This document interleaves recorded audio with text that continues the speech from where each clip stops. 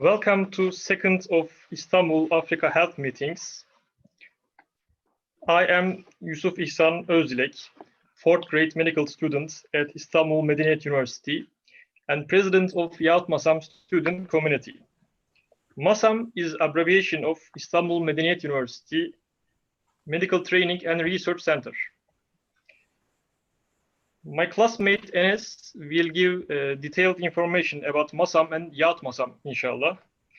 We are proud to organize this international conference with such precious participants like you.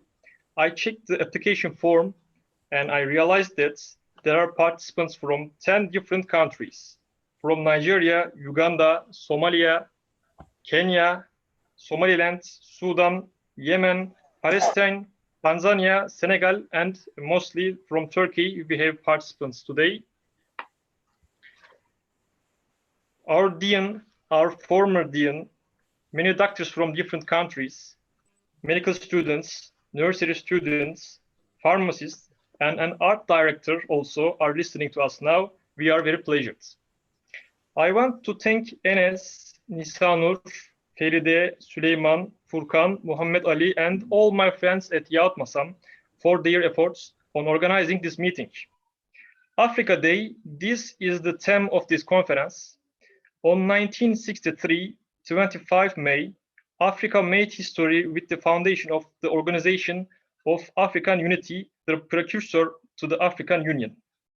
Africa Day is intended to celebrate and acknowledge the successes of the Organization of African Unity from its foundation in 1963 in the fight against colonialism and apartheid, as well as the progress that Africa has made while reflecting upon the common challenges that the continent faces in a global environment. Today, we have lecturers from Nigeria, Uganda, Somalia, Tanzania, Sudan, Somaliland, and Turkey. First, I want to welcome our dean to make the first opening speech. Professor Mahmut Tayyar Kalcıoğlu is Dean of Istanbul Medeniyet University, Faculty of Medicine. He works at Department of Otorhinolaryngology in Göztepe Training and Research Hospital in Istanbul, Turkey. So, Professor. Thank you very much, Mr. President. I want to thank all of you to invite me such very excellent meeting. Please keep in your mind that anytime if you perform such kind of perfect organizations, I will be together with you always. Actually, I visited some countries in Africa, such as South Africa, Libya, Algeria, and Egypt. But I want to see all the other countries in Africa, and I hope to do something together with you. Thank you very much for your inviting me to this meeting, online meeting, and I wish you very successful such kind of congress, online meeting. Thank you very much. Thank you, our dean. He attended us and made this beautiful speech. Now, I would like to welcome Professor Orhan Alimoğlu. He is head of the Department of General Surgery at Göztepe Training and Research Hospital in Istanbul, Turkey, Faculty of Medicine, Istanbul Medeniyet University, and he is also head of MASAM, Africa Medical Training and Research Center. So, Professor. Yusuf, thank you very much for your introducing me. First of all, I would like to celebrate the May 25th Africa Day, all African nations, countries, and regions. The aim of this day to celebrate the freedom of Africa, refuse racism, and show that Africa is in equality with other nations of the world. Secondly, I would like to thank Professor Kalcıoğlu, Dean of Istanbul Medeniyet University Faculty of Medicine for his participation and his speech and his support to MASAM organization.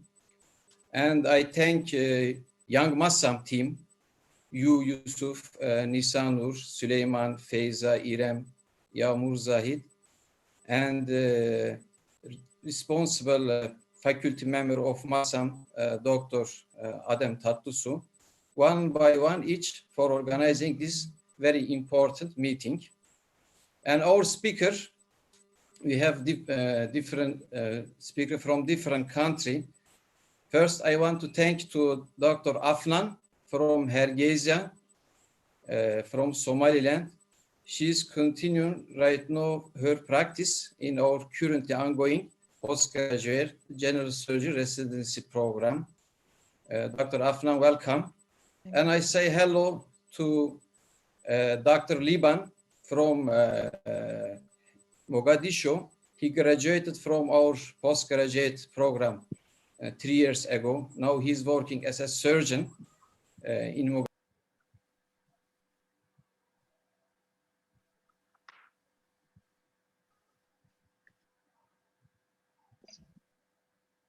Professor, there is one problem with the voice. 1 minute.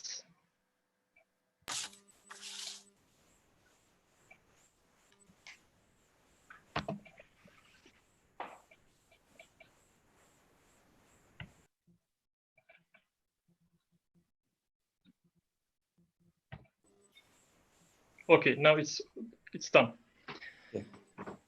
I would like to thank to Dr. Ömer Ssebagala, Dr. Selma from Uganda, along with Dr. Ömer Aminu from Nigeria for their participation and for their speech, all of whom took their elective in our faculty 2 years ago. And also I thank Aisha from Tanzania and Mustafa from Sudan continue their education in our Faculty of Medicine in Istanbul Medeniyet University. Also, I thank Enes and İrem from Turkey for their speech. Finally, I thank all speakers and all participants from Turkey and many countries in Africa for their contribution to this meeting. I wish very successful meeting and very good result of this meeting. Thank you very much for your attention. Thank you for your speech, dear Professor. Finally, I would like to introduce Associate Professor Mustafa Adem Tatlısu. He is from Department of Cardiology in Göztepe Training and Research Hospital and Faculty of Medicine in Istanbul, Turkey. And also, he is academic consultant of our Yat Masam student community. Doctor. Thank you, Dr. Yusuf. I'd like to welcome everyone, first of all, and I want to celebrate May 25th, Africa Day. And my name is Dr. Mustafa. I'm working as an interventional electrophysiologist at Medeniyet University Hospital, and I'm a member of Young MASAM also. I would like to thank all of MASAM members and Young MASAM members because they organized this, well-organized this presentations. Today, Dr. Yusuf is gonna be the moderator of our program, and I wish you very success.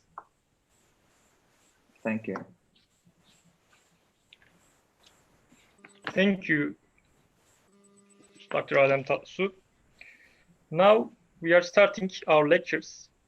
Our first lecturer is Enes from Turkey.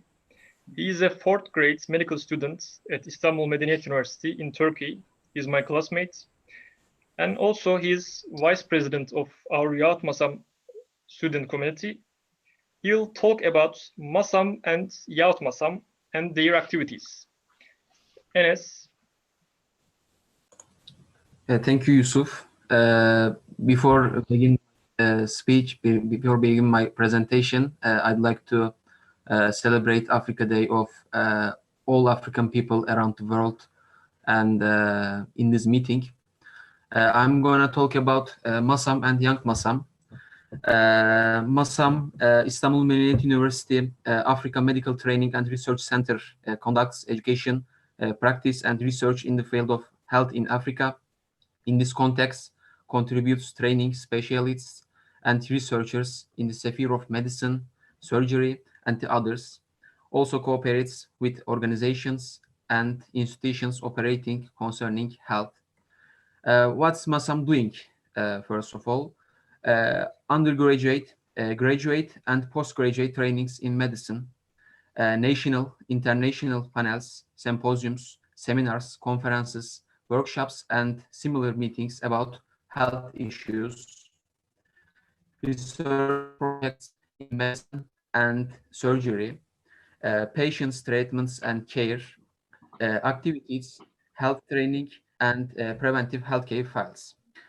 The mission of MASAM is support the development of local facilities and especially health manpower for the sustainability of health services in Africa, education, research, and practices in the field of health in Africa. And I'd like to talk about our organization, our student organization, Young MASAM. Our new student organization founded in Istanbul Medeniyet University last December. I'd like to talk about what we are doing now. We are helping our guests from Africa for adapting in Turkey. Its scale is very large, taking them from airport, solving their problems all the time, introduce them Istanbul, and making some trips with them in Istanbul. And we aim to make our guests feel like in their homeland, not in a foreign country. And before they leave from Turkey, we are making interviews with them about their experience in Göztepe Hospital and Turkey. And we would like to make meetings about Africa with different topics like this. Our first meeting, Istanbul-Africa Health Meetings-1, was on February. Our doctors conveyed us their experience in Somaliland, where they went to give a postgraduate training and trauma course. Lastly, we are making research, news, and reports about Africa and medicine. Recently, students from Youth MASAM prepared research about COVID-19 pandemic, and you can reach this research, interviews, news, reports, and our feature program in our website and our social media accounts. Thank you very much. Thank you for your speech, Enes. He introduced us, MASAM and Youth MASAM. Next lecture will be about health system of Somalia. Dr. Liban Hussein Wehliye is attending general surgeon and master of public health.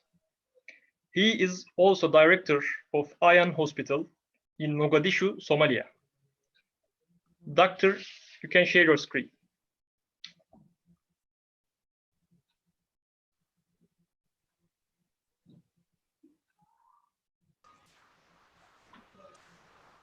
Can you allow me to share?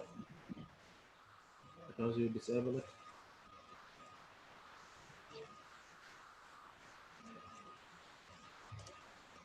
Hello, Dr. Yusuf. Hello, we are listening to you. Can you allow me to share? Sure.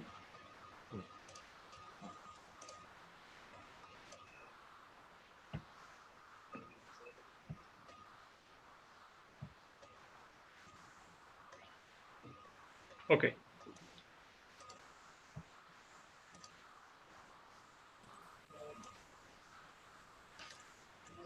Okay, thank you for inviting me and organization, especially thank you to my professor Orhan Alimoğlu, who is my professor, and not only my professor, but he is the who convinced me to be a general surgeon. Also, I would like to thank Dr. Yusuf, who had given me a lot of efforts. And then I would like to begin my system, my health system of Somalia talking about. And just here, I am not talking about a whole of health system of Somalia, but the gaps and the problems also. But there is abundance of healthcare professionals and some other guys. But I would like to concise this. Firstly, I would like to introduce Somalia, because some of you may not know familiar to see Somalia. Somalia is like this. So we are neighbors, Ethiopia and Kenya, somewhere here Djibouti and Indian Ocean, and we have the second largest Indian oceans in Africa. Somalia officially is the Republic of Somalia, a sovereign country located in the Horn of Africa, or the east of Africa. Its independence it's beyond 1960, so we have a 60 year of independence. Our flag is here. But in Somalia, we can divide into four main parties according to geopolitics, political, north-west, just we call here Somaliland, and northeast is Puntland, central Somalia, including Mogadishu or Banadri state, and southern states. So we divided into these four main groups. But according to the administrative-wise, geographical zones, we divide into Somaliland, Puntland, and South Central. Southern Central include the capital of Somalia in Mogadishu. Health profile in Somalia, just we will cover, or we will say something from health, nutrition, education, and water and sanitation, something like that, child protection. So far, the most felt and pronounced are poor governance and security.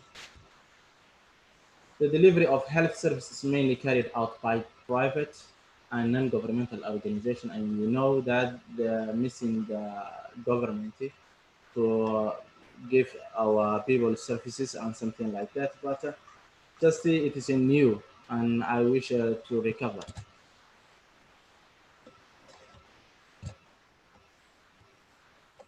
The most difficulty we face is security. Is one of the main factors that affect health utilization. There is, I think so. Sorry. Okay, 1 minute. Yes, good. You can see all of you. Hello. We can see you. We can see. Okay, sorry. Okay, so the main problem is security-wise. For international organizations, humanitarian operations are highly determined by the security. So when there is no security, no one can come, no one can help you. So during this 2011 up to 2014, this frame 3 years, 8% of the humanitarian aid workers in Somalia, they experienced insecurity from killing, kidnapping, and serious injuries. And I was there. The next problem is low reliability of the point of care. For example, opening hours of health facility and absence of workers in health facilities are some of crucial examples that lead to low reliability on points of care. For example, in Somalia, public facilities, the opening hours are 2 hours, and the private facilities are 11 hours. Some private, or mainly the private, are open for 24 hours, 7 days, but mainly the diagnosis and clinics are open for only 11 hours. And you know that the emergencies can occur anytime, and the health facility is not enough to open 11 hours only. Somalia also the common challenge facing government include planning. There is no planning, implementation, and monitoring. There may be planning, but monitoring and implementation is totally very weak. Also, there is high turnover of qualified staff, but no one can test their quality or their their knowledge. There is another problem. poor coordination is the main problem of this health problem. It's largely, we say it's in the private sector. So the government cannot afford to serve its people, to give a facility to its people, regulated by the Ministry of Health unofficially, but it is not in the current effective. I would like to talk about major infectious disease since we are in tropical disease or a tropical country, or we are in Africa. The most infectious diseases we face are bacterial, protozoal, diarrhea, hepatitis A and E, all hepatitis, typhoid fever, malaria, dengue fever, and schistosomiasis. But this malaria and dengue fever and schistosomiasis are contained or small parts of Somalia. Something like South and Central Somalia is more prominent. Mental health. Somalia has the highest prevalence of mental illness in the world. 1 in 3 Somalis are affected by mental illness. This is by WHO report, World Health Organization report. So it is very difficult to believe this, but we believe currently this report, and it is 1 in 3 of Somalis are affected by mental illness. Besides that, some policies they have ranked Somalis are one of the happiest people in sub-Saharan Africa. All of you are familiar sub-Saharan Africa, but who is not sub-Saharan familiar Africa? Sub-Saharan is here, except north of Africa, others are sub-Saharan Africa. Some organizations they say Eritrea, Djibouti and Somalia is not included, but mainly it's included Djibouti and Somalia. So this poll says Somalia is one of the happiest country in the people in sub-Saharan Africa. How we face or how we manage? Many African countries practice all the fashion or traditional ways to treat mental illnesses, and the most traditional practice is in East and West and Central of Africa. So Somalia is one of them because we are located in Eastern Africa or Horn of Africa. So we believe that traditional method, we differentiate or we classify or we manage this based on beliefs, religious and cultural beliefs. In religious one, we believe that the Quran may help it or help it out. It's treated only the Quran is treated the mental health or mental health problem, mental illnesses. And cultural, we have cultural beliefs like all Africans. Some people in Somalia, they believe some, but not most of them, that with a mental illness, usually depression or schizophrenia, have the strong power or given by God. Hence, they should respect. They say we have to respect. Unfortunately, Somalia has no mental health policy, legislation, or even plan. We haven't. However, psychotropic medicines are included in the essential medicines lists that the international government, international non-governmental organizations pay. So the most trouble or the worry of health workers is said since 1 of 3 of Somalis are mentally ill, it is a difficulty for security wise, because we have politicians, we have doctors, we have and all of them maybe 30% are mentally ill. So that is also security problem or instability. It can participate in instability. This graph is beyond 43 years, but we have just a psychiatrist, I think 2 or 3. Psychologists is same like 2 to 4, something like that. But most of psychologists, I think that there is in Somaliland or Puntland, something like that. Social workers almost we have, but orthodontists and other mental health workers, we have less. Just here, I would like to mention our mortality. is unacceptable high, very high, because of maternal mortality rate is linked sometimes. Our fertility rate is very high. So whenever the woman become pregnant, the risk is increasing.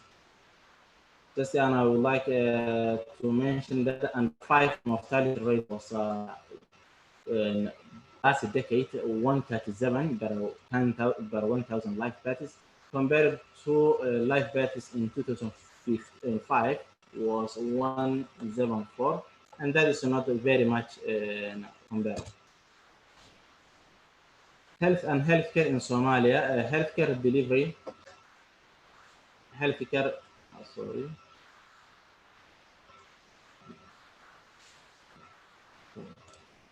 Healthcare delivery systems in Somalia, public health facilities in Somalia is generally inadequate. So existing health units is generally unsatisfactory.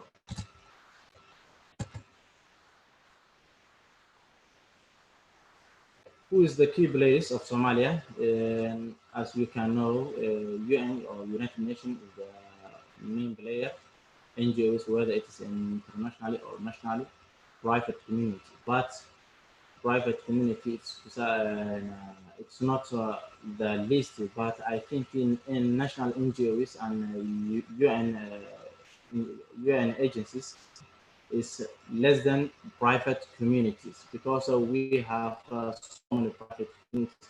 But the Turkish government alone has the most effective running and measurable health impact in Somalia in last decade. But before last decade, UN was highly.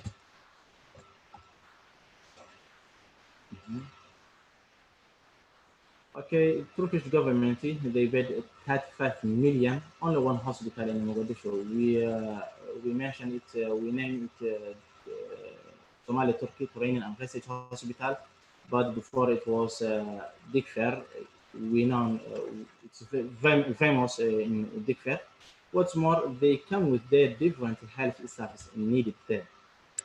Malnutrition is also one of the problems in Somalia. In Somalia, 5.3 only infants under 6 months are exclusively breastfeed, but compared to the other Africans, 59.7 are breastfeed exclusively. So that is a major gap. Variation by zone and livelihood system also exists for malnutrition. I think in Somaliland and Puntland, it is more good to this malnutrition, but the central and south of Somalia are more prominent. Nutrition response program is mainly carried out by UN or United Nations, international and NGOs. Here is where the high prevalence of malnutrition. Unfortunately, here is the main routes of rivers. Kabale River and Juba River, the only two rivers in Somalia, they pass here. And here is the agricultural zone. As well as we have the highest prevalence of malnutrition. Our communities have a strong tradition and their own managing our household group resources, you can know. Quality of health service. Fragility of governance influence the quality of health service in Somalia, although substantial populations are using private health facilities. The private service providers establish private facility with no government regulation on the quality. That is without no regulation, government is that problem, and cost of the service and drivers also.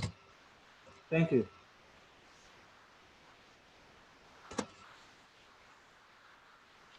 Dr. Liban explained the problems. They seem big, but I believe together working we can handle from these problems. Yes. Thank you, Dr. Liban. You can write your questions on chat, even in Zoom and YouTube. We have one minute for your questions.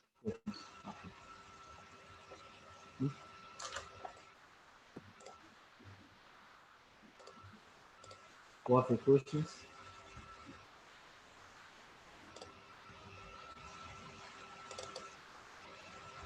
Hello.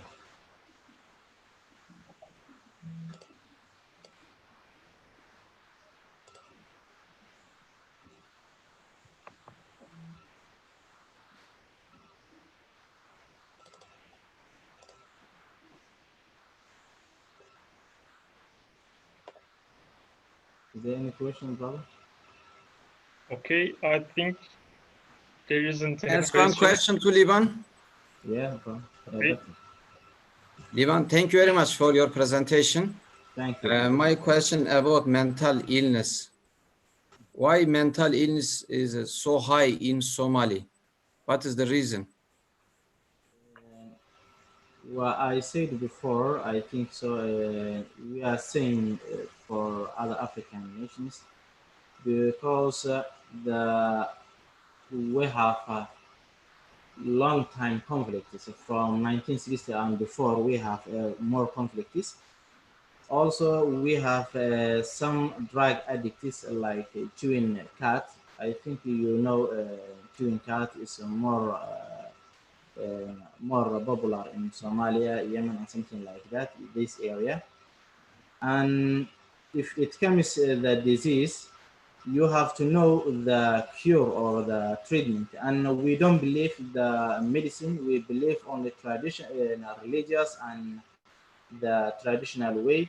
So it is the difficulty. The difficulty is that we cannot cure properly, or because if I am a psychiatrist or psychologist who is coming to me because he didn't believe that he needs this medicine or this doctor, he believes that he needs this Quran or this belief, other beliefs or traditional beliefs, if it is right or wrong. So the difficulty is that when it occurs malaria, you can go hospital and you can get the medicine, then you will be free. But this is not, they are not going to the, they are not a region or a surgeon the medicine.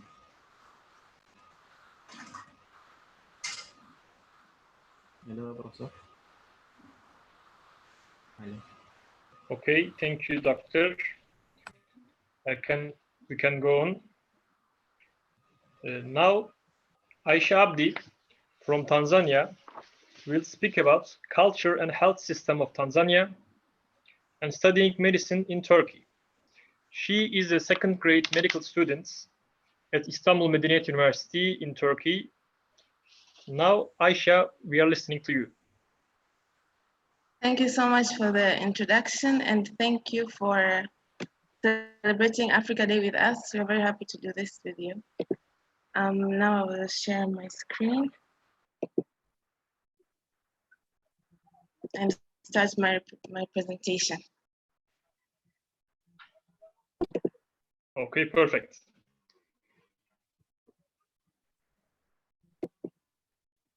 My name is Aisha Abdi. I am a student at Istanbul Medeniyet University in the Faculty and Department of Medicine. Today I will speak about culture and health system of Tanzania, as well as studying medicine in Turkey. First, I will introduce Tanzania. Tanzania is an East African country that achieved its independence from the British in the year 1961. At that time, Tanzania was known as Tanganyika. Then Tanganyika united with Zanzibar in 1964, and now we have Tanzania. Zanzibar is an island on the Indian Ocean, and this is a map of Africa showing some of the East African countries. To summarize, Tanzania is surrounded by Kenya, Uganda, Rwanda, Burundi, Congo, Zambia, Malawi, and Aisha, Mozambique. Yes? could you please full screen your slides? Are they not full screen? Okay, let me do it again. Now? Not again. Slideshow. Yeah. Let's see, maybe my internet is slow. Is it okay now? No. Maybe you should. Let me stop sharing and share again. Okay.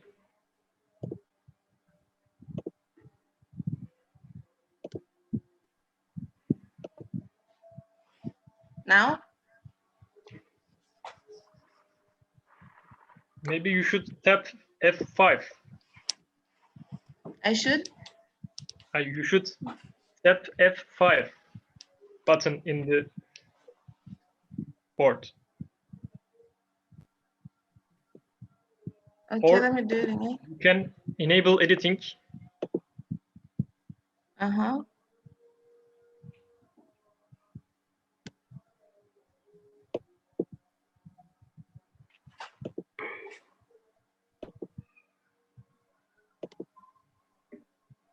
It's still not full screen? Yep. Okay, maybe you What's can the problem? change your slides manually. Okay, like this. Uh-huh. You I can should- change your slides manually. Yes, you can continue. According to my screen, it's full screen though. Okay, no problem.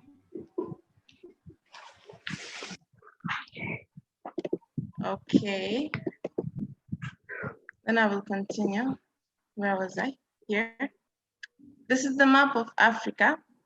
And this is where Tanzania is. It is right below the equator, next to the Indian Ocean. And this is a bigger map. Like I said, Zanzibar is an island next to Tanzania, and Tanzania mainly has 3 big islands. These are Pemba, Zanzibar, and Mafia. Now I'll talk about statistics. The population of Tanzania, according... Could you enable editing? Okay. And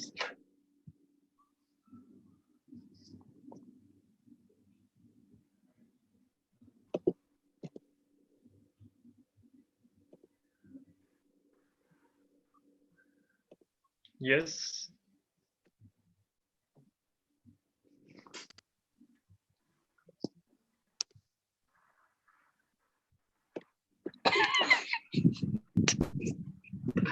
Okay, okay, that's better. is it good now? Perfect. Okay, thank you. We are listening to you. I will continue. I was talking about statistics. Population is 56.32 million people, according to WHO data. 37% of the population is urban, and the median age in Tanzania is 18 years, meaning that many people in Tanzania are 18 years of age. And just for comparison's sake, I decided to put Turkey's median age, which is 31 years of age. The life expectancy in Tanzania is 66.4. Maybe this is not the best, but as you can see, this graph has been rising. So I believe we are going to a better place. Life expectancy according to country. Apparently the best country is Hong Kong, where people are expected to live up to 85 years. And as for Turkey, people are expected to live up to 78 years, and Tanzania is 66 years of age. Interestingly enough, in every country, females seem to live longer than males. Now about facts about Tanzania. Tanzania's capital city is Dodoma, but the most developed and populated city is Dar es Salaam. Dar es Salaam used to be the capital city until 1974. Tanzanite is a blue and violet gem that can only be found or mined in Tanzania. This is the highest mountain in Africa. It's Mount Kilimanjaro. It's also found in Tanzania. And the largest game reserve in Africa, which is Telos Game Reserve, it is also found in Tanzania again. Tanzania has the highest number of lions in Africa. It is estimated that 14,000 to 15,000 lions are present. This is all thanks to so many national parks and game reserves. That's how these animals can survive.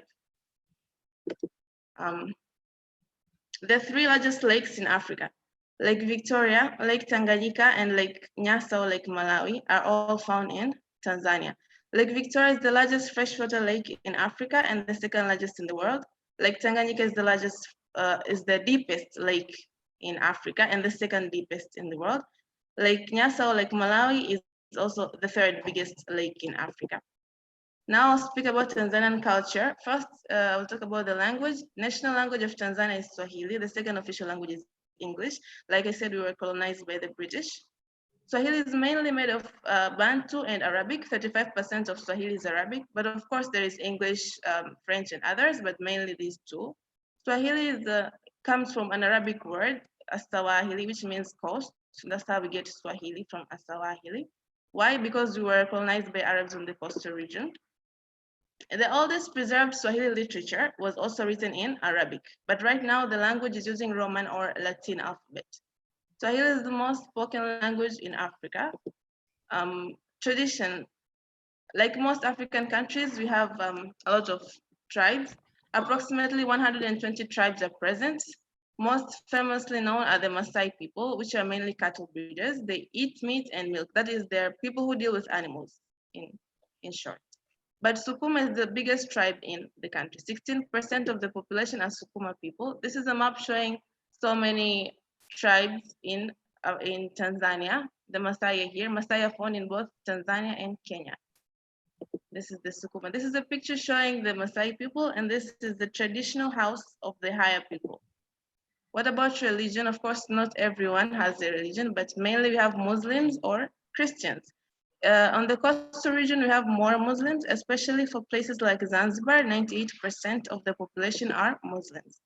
And what about the tourism sector? I personally believe this sector is really great. We have so many national parks, game reserves, historical sites, landscape, wildlife, etc. 16 national parks are found. Examples are Serengeti, Mikumi, Saadani. These are just among the common ones. Many people come to Tanzania to see the Great Migration. What is this?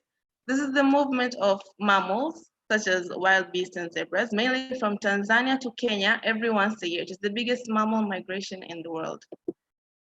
And this is a picture showing some tourists climbing the highest mountain in Africa, Mount Kilimanjaro, like I said before. And these are other tourists at the Selous Game Reserve, the biggest game reserve in Africa again. Some people go to see the Kondoa rock sites. These are drawings on rocks. These are Stone Age sites. The Great Mosque of Kilwa and beautiful islands like Tupatu Island in Zanzibar. Tourists at the Serengeti National Park, like I mentioned before. This is where the Great Migration happens. And agriculture, I talked about agriculture because the tourism sector is nice, but the backbone of Tanzania's economy is actually agriculture. This is what we depend on. Examples of crops that we produce are sisal, maize, and tea, just to mention a few. Then the health system of Tanzania. At independence in 1961, Tanzania aimed at helping those people living in non-urban population. That's where the health system is aimed at. Why? Because 63% of the population is rural. Tanzania is said to have an average of 0.04 doctors per 1,000 people. This means that one doctor is supposed to help 25,000 people.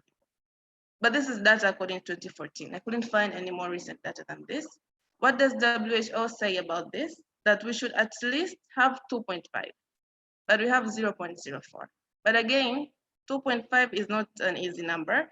Developed countries like Turkey have 1.8, which is still below, and some amazing countries like Cuba with 8.19.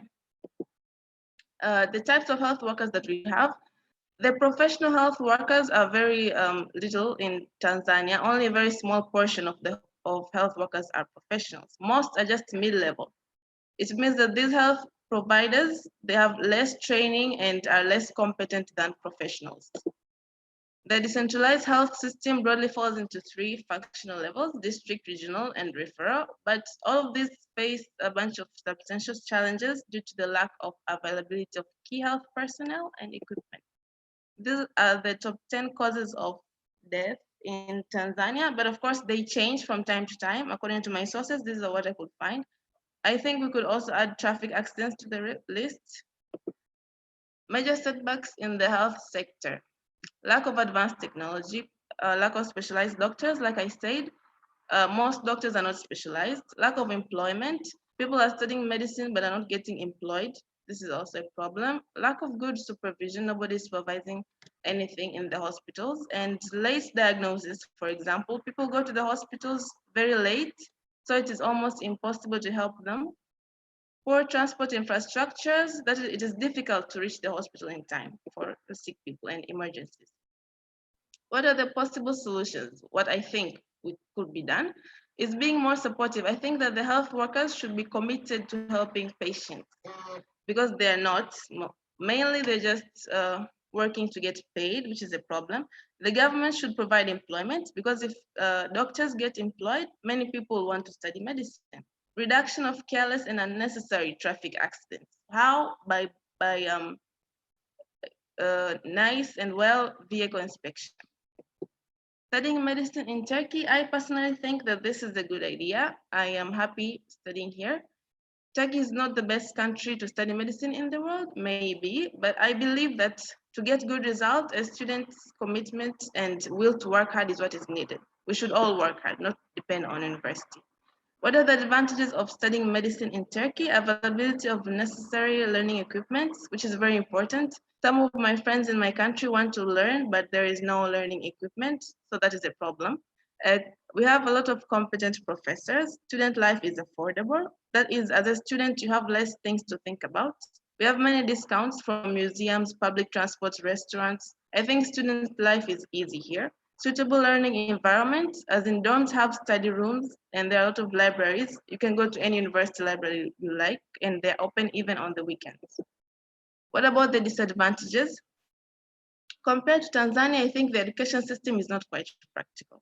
Most of the time we just go to the lab and we watch what our teachers are doing. Students have very little participation. And also obtaining cadavers can be quite difficult because in some countries, students start dealing with cadavers from the first year of medical education. But I'm in my second year and I have not even seen a cadaver until now. I think we should work on that. And that was all. Thank you for listening.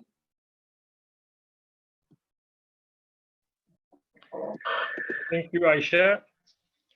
If you have any question, you can write on chats, even in Zoom and YouTube. Okay. To Aisha. If you don't have, I have a question to Aisha. Some doctors or medical students are asking to me, what is the process to study medicine in Turkey as a foreign student? What is the applying process? How can you apply?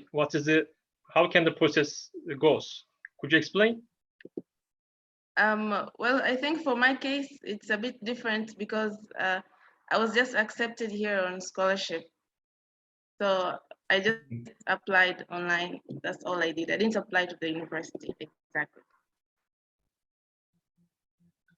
Okay, maybe we need to ask this to Mustafa from our university. We're from the same scholarship. Okay, we can't find our answer. Thank you for your beautiful speech. Thank you too. Now we are going on with Dr. Umar Ssebagala from Uganda. He will give a lecture about an important issue, medical research in Africa. He will explain us the problems about medical research and suggest solutions. Dr. Umar Ssebagala works as an intern doctor at Kabale Regional Referral Hospital in Uganda. We met him 2 years ago when he came to Turkey for a rotation program. So let me call him Brother. Brother, we are listening to you.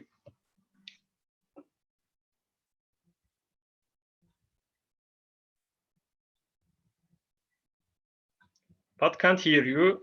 We can see your slides.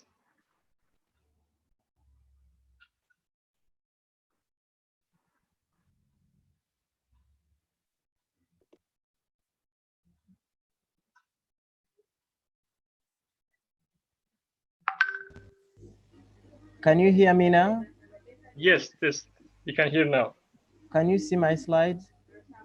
Yes, everything is okay. You can start. Okay, Assalamu alaikum wa rahmatullahi wa barakatuh. Wa alaikum salam. So I'm very happy to be part of this meeting tonight, this evening, and I'm very happy to see the faces of my professors once again, Professor Orhan, Professor Ebuza, and everybody. First of all, I want to say, I want to congratulate everybody of us for having coming close to the end of Ramadan and say Eid Mubarak. So my presentation is Health Research in Africa, Challenges and Solutions. As you can all see, the contents of my presentation is we are going to look at the background, define health, why health research, and areas with unmet need of health research in Africa, motivation for doing health research in Africa, factors affecting health research output in Africa, improving health research in Africa, and then we'll have a conclusion. So in my background, as you can all see, we are saying that Africa, the population of Africa is, as of 2017, was estimated to be at more than 1.2 billion people, distributed in 55 countries, and mostly in 36 world's poorest countries on the planet. And by 2060, the population of Africa could be as large as 2.7 billion people. So worldwide, the highest burden of disease is from low and middle income countries. However, medical research originating from these countries is very low. Africans in sub-Saharan Africa largely dependent on developed world. And according to one study, sub-Saharan Africa produces less than 1% of biomedical publications. And almost 50% of these biomedical publications are published by South Africa, the most industrialized country in Africa. So you can clearly see that this is a very true statement. So I thought it is important for us to define health. And I got a definition of WHO that says health is a state of complete physical, mental, and social well-being, and not merely the absence of disease. It is therefore not surprising that good health is high on the list of aspirations of many people everywhere. And from the above definition, it can clearly be seen that research in health or health research include research in areas like biomedical research, public health research, health policy research, health policy and system research, environmental health research, social sciences and behavioral research, operational research, and health research as part of general science and technology research. The reason why I had to bring this here is that when we talk about health research, many people would think that this research is limited to the research in the clinical work, but it is way broader according to the definition of WHO. Again, why is it important to have health research? Health research is clearly an indispensable compound of growth and development of people and nations. And whether this research is done for private, public, for profit or non-profit, health research contributes to both health directly through therapies, intervention, diagnostics, technologies, quality improvement in healthcare delivery that results from research. A case in point is what we have seen during this epidemic of COVID-19. Because of research and because of understanding, because of good research, the genome of COVID-19 was able to be sequenced, and then test kits were able to be produced in time. And all this is because of research. And again, research can indirectly contribute because of its impact on improved health on economic activity. So health research is very, very important. Then we have areas of unmet need of health research in Africa. And we are saying because of a high population and a high population growth rate, bad governance,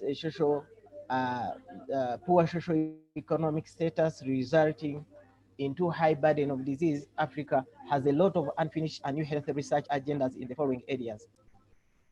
Research in the growing microbial resistance, for instance, in diseases like tuberculosis and malaria, absence of effective drugs and vaccines for communicable diseases in low-income countries such as dengue fever, treatment and prevention of HIV/AIDS, preparedness for new stroke emerging infections, need for new knowledge about global factors that influence health, need for new knowledge about social, political, economic, and environmental determinants of health, especially in understanding how to increase health equity within and between countries.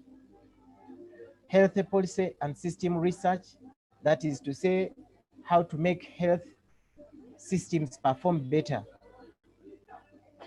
We also have unmet need in understanding and monitoring impacts of global policies on trade and of globalization on health of individuals, family, community, and countries. We also need to do research in areas where we need new knowledge about local contexts, condition, and health priorities. Research on environmental health, the interaction between economic activities, environment, and human health, which is of one or more pertinence to developing countries. Need for new knowledge about what people need to be and to remain healthy. Need to understand how to best use research, not only for health improvement, but also for social and economic development in an equitable manner. The above areas of health research are part of the list that cannot be exhausted in this presentation. So what I mean to say is that it is because of the low publication of research in Africa, as we saw in the first slide. Africa is still more or less virgin, is a virgin land in research. So for the 1% of the research that has been published in Africa, what are the factors that have motivated these researchers to do this research? One study found out that the factors that led to participants to participate in field in Africa were: 1, as a career choice; 2, personal interest in research; 3, funded research opportunities; and again, being unemployed and wanting to do something and doing research as part of the thesis to get to graduate at the university. So from this, we can clearly see that if we are to improve research in Africa, we have to improve on training people who choose research as career, so that we can have the personnel that can be able to steer research forward in Africa. So what are the factors that affect research output in Africa? These factors can be grouped as infrastructure, institutional, financial, or education, as listed below. So lack of proper career structures within medical schools or biomedical research institutions. Biomedical science courses in many African universities do not reflect recent advances in the field of medicine. And this is a very, very important point. We lack laboratories, modern laboratories, to try and think beyond what we really have before us. So this is a very important factor. If Africa is to really generate new researchers, we need to think about infrastructure problem in the training institutions. Lack of interest or motivation in doing research, lack of financial resources for health research projects, skilled researchers emigrating to overseas countries. This is a very, very big problem. The few people or researchers that are trained, sometimes trained with the government resources, they are not absorbed by the governments. They are not empowered. They are not motivated. So in the long run, they end up leaving Africa to go in overseas, where they think that conditions for working are better and payments are better. And also in the areas of developing their career, it is better when they move outside Africa. So medical research scientists, like many other professionals in sub-Saharan Africa, are often poorly remunerated. So they decide to emigrate to go and look for better remuneration. And in the end, this brain drain leaves Africa handicapped in the area of research. Lack of Africans role models and disillusionment among few would-be role models has also played a big role in discouraging the would-be medical researchers. This is also a very big problem, that the few people we have who are technical, who know how to do research, they tend to be mean. They hide the knowledge about doing the research, and they want to always be on top of everything, and this discourages the emerging researchers. So we need to look into this issue as Africans and know that the basket for research in Africa is too big, that even if you shared the knowledge, you can never exhaust. So these researchers need not to be so mean. So infrastructure challenges such as laboratory equipment and reliable internet access, etc., are all a big problem in research in Africa. Again, high-income countries' scientists have been accused of extractive research. They fly into Africa to obtain data or samples and living with the recognition and benefits of publication. One of my friends who participated in research in our National Referral Hospital in the Cardiac Institute, they were people from from the US. They came, they did procedures, and their objective was to collect samples.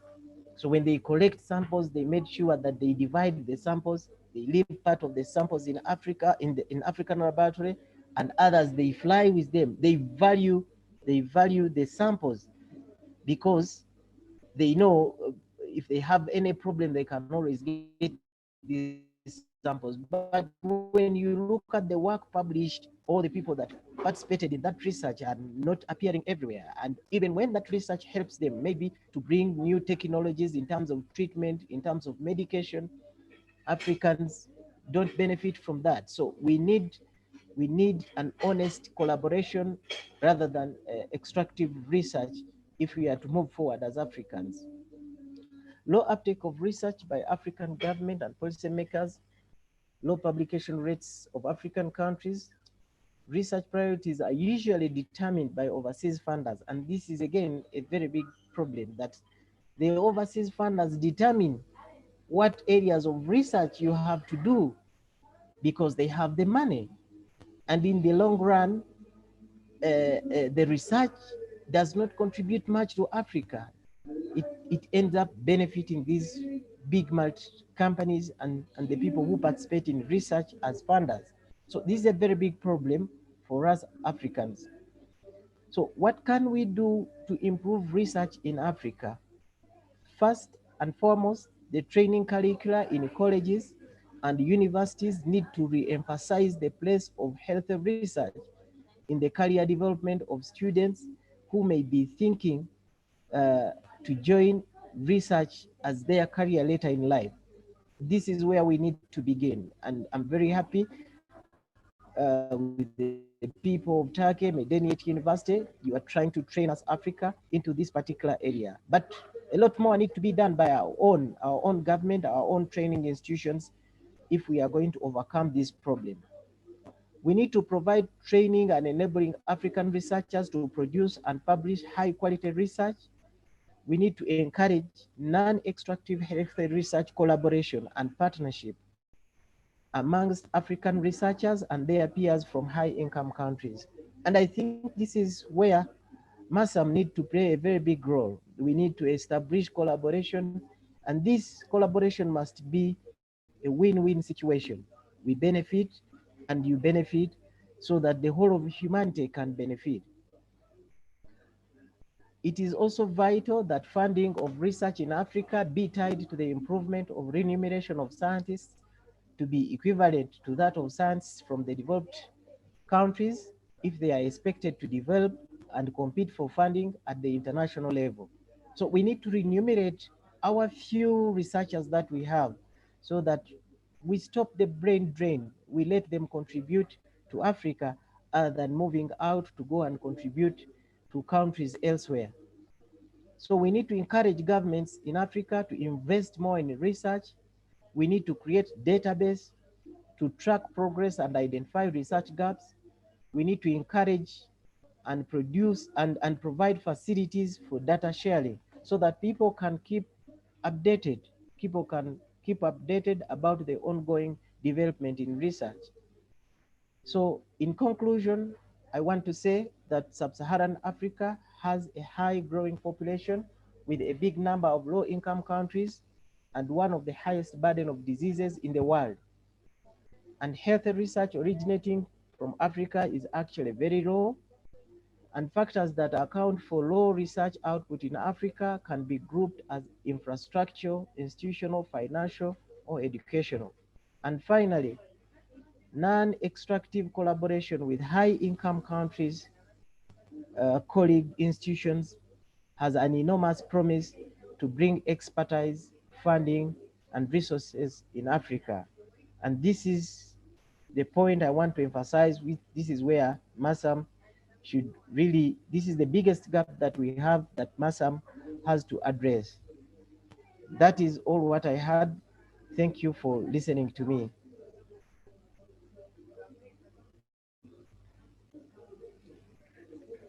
Thank you, Dr. Umar.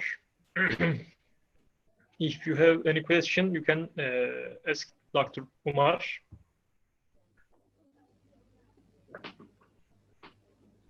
We are waiting 1 minute.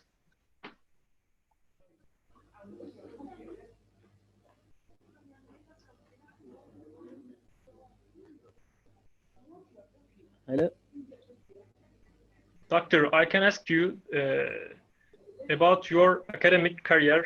Have you ever been in a scientific publication? Sorry? Have you ever been in a scientific publication? No, I have not been. I have not been, but it's my dream to learn more about research and publish, you know. Okay, so you face the same problems you mentioned. Sorry? Okay, you face the problems you mentioned in your lecture. Okay. Exactly. Dr. Saka Mustafa from Uganda, thanks so much, Dr. Umar, he says. And a comment and a question to Aisha, we passed it, I couldn't see. I want to ask it to Aisha. Dr. Ssebagala, thank you. Aisha, can you hear me? Yes, I can. Okay, Tuba Gülech says, I recognize we cannot generalize the cadaver problem as in Turkey. Do you want to say something about this? I don't know what Turkey can do about it, but I just wanted to point out the difference, because students in my country that are in second year of medical education, they always do practicals on cadavers, on real people, but I always do practical using plastic models. So there is a gap. Okay, and she says, now I recognized. And last question to Aisha, to you. Ali Tvino says, thanks for this presentation. Why is there no employment when there are no doctors, he asks. I also don't know the answer to that one, but I can think of an answer. Probably the government doesn't have enough money to pay people, so that's why people are not getting employed. But there are some people who study medicine for 6 years and remain unemployed. So it's like a disadvantage for them. They start looking for other things to do. Okay, thank you for your answers. Thank you. And now we will listen to Feride İrem Şimşek from Turkey. We'll speak about the trending topic, COVID-19. This is the last lecture of this first part of our meeting. Feride will speak about COVID-19 and Africa, preparations and the risks about this pandemic on Africa. She is a third grade medical student at Istanbul Medeniyet University, Faculty of Medicine in Istanbul, Turkey. Feride?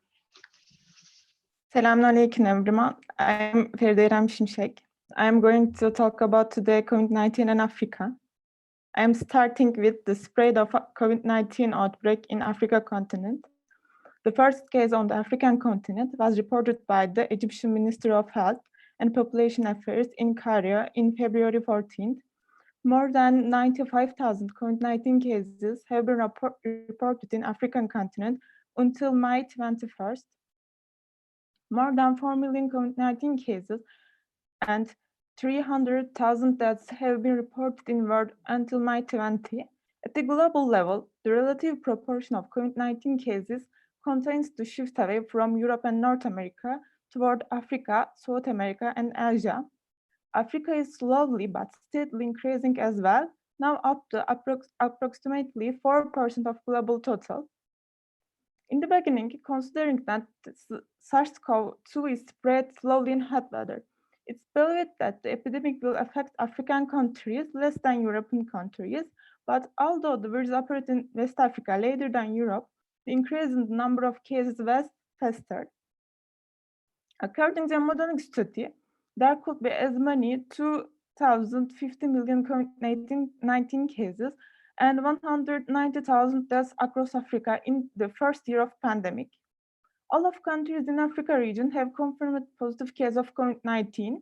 The researchers estimated that 4.6 to 5.5 million could require hospitalization, which would quickly overwhelm healthcare researchers and potentially impact other health campaigns, including for HIV, tuberculosis, and malaria control.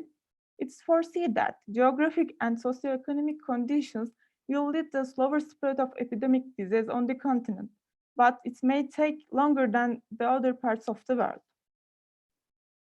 When we look at the COVID-19 risk factors in Africa, it's known how effective physical distance and personal hygiene are preventing the spread of the epidemic. In Africa, 43% of continent's population lives in overcrowded environments. According to the 2014 report of Ghana Statistical Service, the population in Ashanti region, Ghana, lives in urban areas without closed toilets, drinking water, electricity, or wastewater treatment plants. The prevalence of communicable diseases like HIV, tuberculosis, and malaria is fairly high in Africa. At the same time, prevalence of non-communicable disease is not low in this region too. Hypertension, diabetes, chronic lung disease, and the other comorbid cardiovascular disease are also important risk factors for COVID-19. When we look at the prevalence of non-communicable diseases between Africa and Europe and established market economies like USA, United Kingdom, we can't really see a big difference. Health time status of African countries. Sub-Saharan Africa has the lowest number of hospital beds.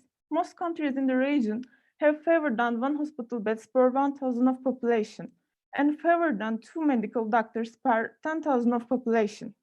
And half of the West African countries have per capita health expenditures lower than $50. As of today, over 43 African countries can test for COVID-19. However, the insufficient number of test kits make it difficult to determine the actual size of pandemic on the Africa. State parties' annual report score is a score to evaluate health system, which calculated by WHO. When we compare the countries' scores, we can see the African countries' scores mainly lower than the other countries. Precautions against the COVID-19 outbreak on the continent of Africa. Africa Task Force for Novel Causes was established 5th February by African Centers for Disease Control and Prevention to examine preparations and response. The task focuses on 6 different areas of work: laboratory diagnosis and subtyping, surveillance studies, infection prevention and control in healthcare, clinical treatment of serious COVID-19 patients, risk communication, supply chain management, and stocking. States on African continent have taken a range of precautions across the broad spectrum, from closing borders to travel bans. Measures can be taken against the epidemic in the African continent. Coronavirus test kits, personal protective equipment, ventilators, and other life support equipment should be provided. Or at least African countries may be priced at the market prices for these products. It's very important to encourage safe behavior and resist the stigma which often occurs against infected people, and also to carry out national information campaigns. Vulnerable populations, especially the poor and those who make a living with the informal economy, will need to be supported during this period, when the movement of people is restricted. Finally, the research and attention. It is critical not to be separated from threats related to other infection diseases that persist simultaneously on the continent. When we look at the COVID-19 outbreak effects in Africa countries' economies, it affects badly, like other countries of the world. More than 1/3 of African countries derive most of their resources from raw material exports. Africa's economy is extrovert, sensitive to shocks and foreign decisions. Inflation has increased in African countries due to a shortage of imported basic consumer goods. African countries may lose at least $5 billion due to the decrease in travel and tourism activities, and at least 2 million direct and indirect job losses due to COVID-19 pandemic. Finally, I'm talking about ethics and human rights in pandemic. COVID-19 showed the world is strikingly unprepared for a pandemic and how easily viruses spread in our global world. In the past, in AIDS pandemic, life-saving diagnostic kits and drugs came African countries long after than Europe and North America. This situation can be avoided in 2020. Worldwide leaders have an ethical obligation to prevent loss of life due to the possibility of slow and inadequate access to supplies in Africa. It is unethical for African countries to have considerably less access and harder choices than others. We have the opportunity to learn from past mistakes and should make decisions ensuring that lives on the African continent count equally. We must never forget that every life has equal worth. Thanks for listening. That's all I want to say. Thank you, Feride. You finished with an important sentence. This was our last lecture in this first part. You can ask your questions in YouTube and Zoom. We can ask to Feride.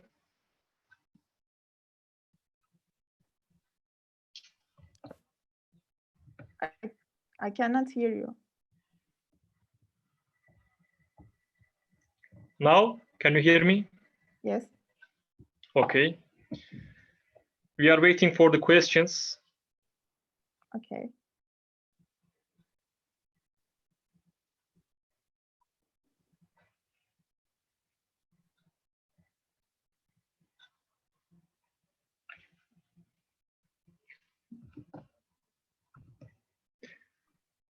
Okay, I think there isn't any question to you. Thank you for attending this first part of our meeting. Now we have a break, a short break. Please do not be away. We are starting at 4:45, inshallah. In 25 minutes later, we are starting at 4:45. Please don't be away. We are starting to our second part, if everyone is ready. After the break, welcome again. The first lecture of this second part will be given by Dr. Afnan Abdurrahman from Somaliland. She will speak about surgery in Somaliland, and problems of health system. She is a general surgery resident at Hargeisa Group Hospital in Somaliland. So, doctor.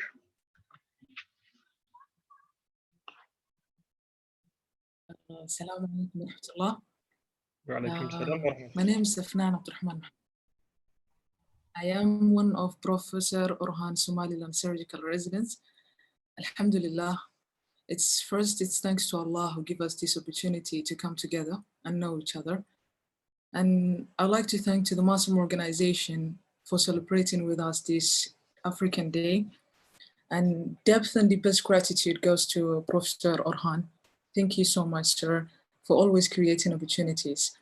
And lastly, thank you, Yusuf, for organizing this, mashallah. If I give a brief review about, Yusuf, can you make me the host?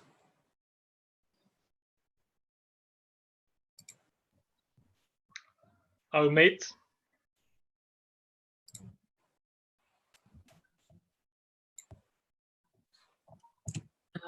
If I give a brief about what Somaliland is. Somaliland is a self-declared country that broke away from Somalia in 1991. Its dependency is unrecognized by the world, but has made great strides since the civil war destroyed the regions of Somalia. As Liban already showed you this photo of this map of the Horn of Africa, this is Somaliland, where we live.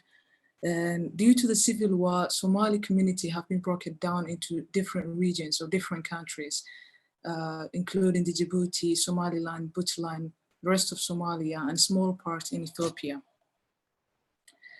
Somaliland has faced a lot of struggle downs in its development as it is a self-declared country. But Alhamdulillah, we're moving forward. We're moving slow, but the place we were before 10 years ago, we're not today. And it is something to be proud of.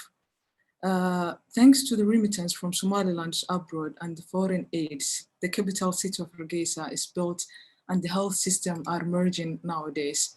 But the challenge always still the same, that it has one of the Africa's highest maternal mortality and child rate. The health system in Somaliland is broken system. It's sleeping now, and according to the WHO, it has the worst maternal mortality rate and fetal mortality rate. It estimated in 2013, it estimated that the maternal mortality rate to be 1,400 to 1,000 per 100,000 live births. And the life expectancy at birth was between 47 and 57 years, and the infant mortality rate was 90 to 1,000, while the under 5 mortality was 145 per 1,000, and the fully immunized childs are merely 5%. And the environmental sanitation always becomes a highly challenging. When we're talking about in African countries overall, and specifically in Somaliland, the 10 leading morbidity causes of death are the preventable and curable diseases. People here don't die because of malignancy, but they do usually die because of something that can be cured.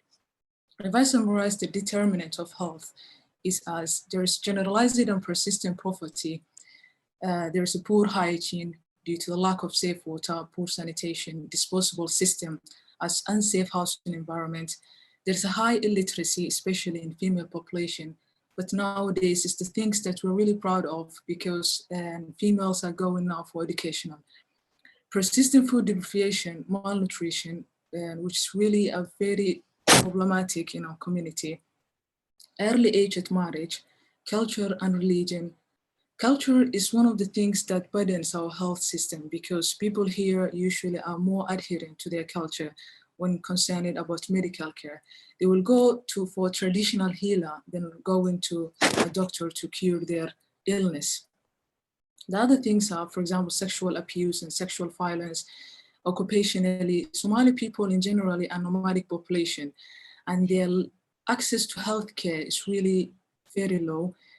Poor health system response due to the shortage of health power, vaccines, and drugs, and health lifestyle, of smoking, lack of exercise, and use of drugs. Post-traumatic stress disorders, including the mental illness. And Somali people have something really common, as Dr. Liban mentioned it before, that the Somali people have mental illness, and they think that this mental illness is something special power from God. And also they think that it is a burden to seek for psychological support. So mental illness is a great problem in Hargeisa. Lack of drug regulation, which there's no sufficient drug control centers in Hargeisa also. The delivery of healthcare system in Somaliland is of public sectors and private sectors. Both of them, they participate in the delivery of health to the people of Somaliland. The public sector have a system called Essential Package of Health System, as written by the Minister of Health, which includes the primary health center, the health center, referral health center, and regional hospitals. Furthermore, they have specialist hospitals like the TB, mental, and female genital mutilation centers, and as well as Hargeisa Group Hospital. First of all, the health system starts from the primary health unit. Each primary health unit have 2 to 3 primary health units transfer their problems to health center. When the health center cannot do something about it, they usually transfer to the regional hospitals, and the regional hospitals will transfer to the referral hospital, which is the Hargeisa Group Hospital. Somaliland has 6 regions, and the 6 regions have 6 regional hospitals. All of them have 7 TB hospitals and 4 TB centers, and also there's a fistula hospital in Boroma and Hargeisa, and are supported by the South Africa and the UNFDB. If we summarize the weakness of health system as follows, that the health infrastructure is not enough to cover the entire population. There's less than 300, although the country requires 1,700 units. There's a poor health indices, and the routine immunization is really low. Patient management is really poor, and the delivery still takes place at home, attended by traditional birth attending. Preventable diseases account for the major cause of death in Hargeisa. Programs are still vertical. There's no clinical supervisions and community outreach. The consumer knowledge is weak, and the health facilities are not accredited. There's also a shortage of human resource, insufficient medical teachers. All the things you can see here are the things that have a problem in our health system. If I conclude that to the health system, and I give a brief review about the surgery in Somaliland. And surgery in Somaliland is good. I'm not saying that surgery in Somaliland is not really good, but if we look back 10 years before where we are, and now it's really different, totally different. Hargeisa Group Hospital is the only referral hospital that Somaliland has, and it's located in the capital city of Hargeisa. It receives from 6 regional hospitals. It has a lot of departments, and general surgery is one of the busiest and most functioning departments of the obstetric and gynecology department. The most common surgeries done in Hargeisa Group Hospital is the emergency operations, including the acute abdomens, whether traumatic or non-traumatic. We also do elective operations like the cholecystectomy, hernias, and all these things. This is an operation theater in Hargeisa Group Hospital. Although the theaters are not well equipped and there's a lot of things missing, there's no emergency cupboard for drugs, and there's only 3 effective working ventilators, and there's lack of good ventilation, which makes the risk of infection very high.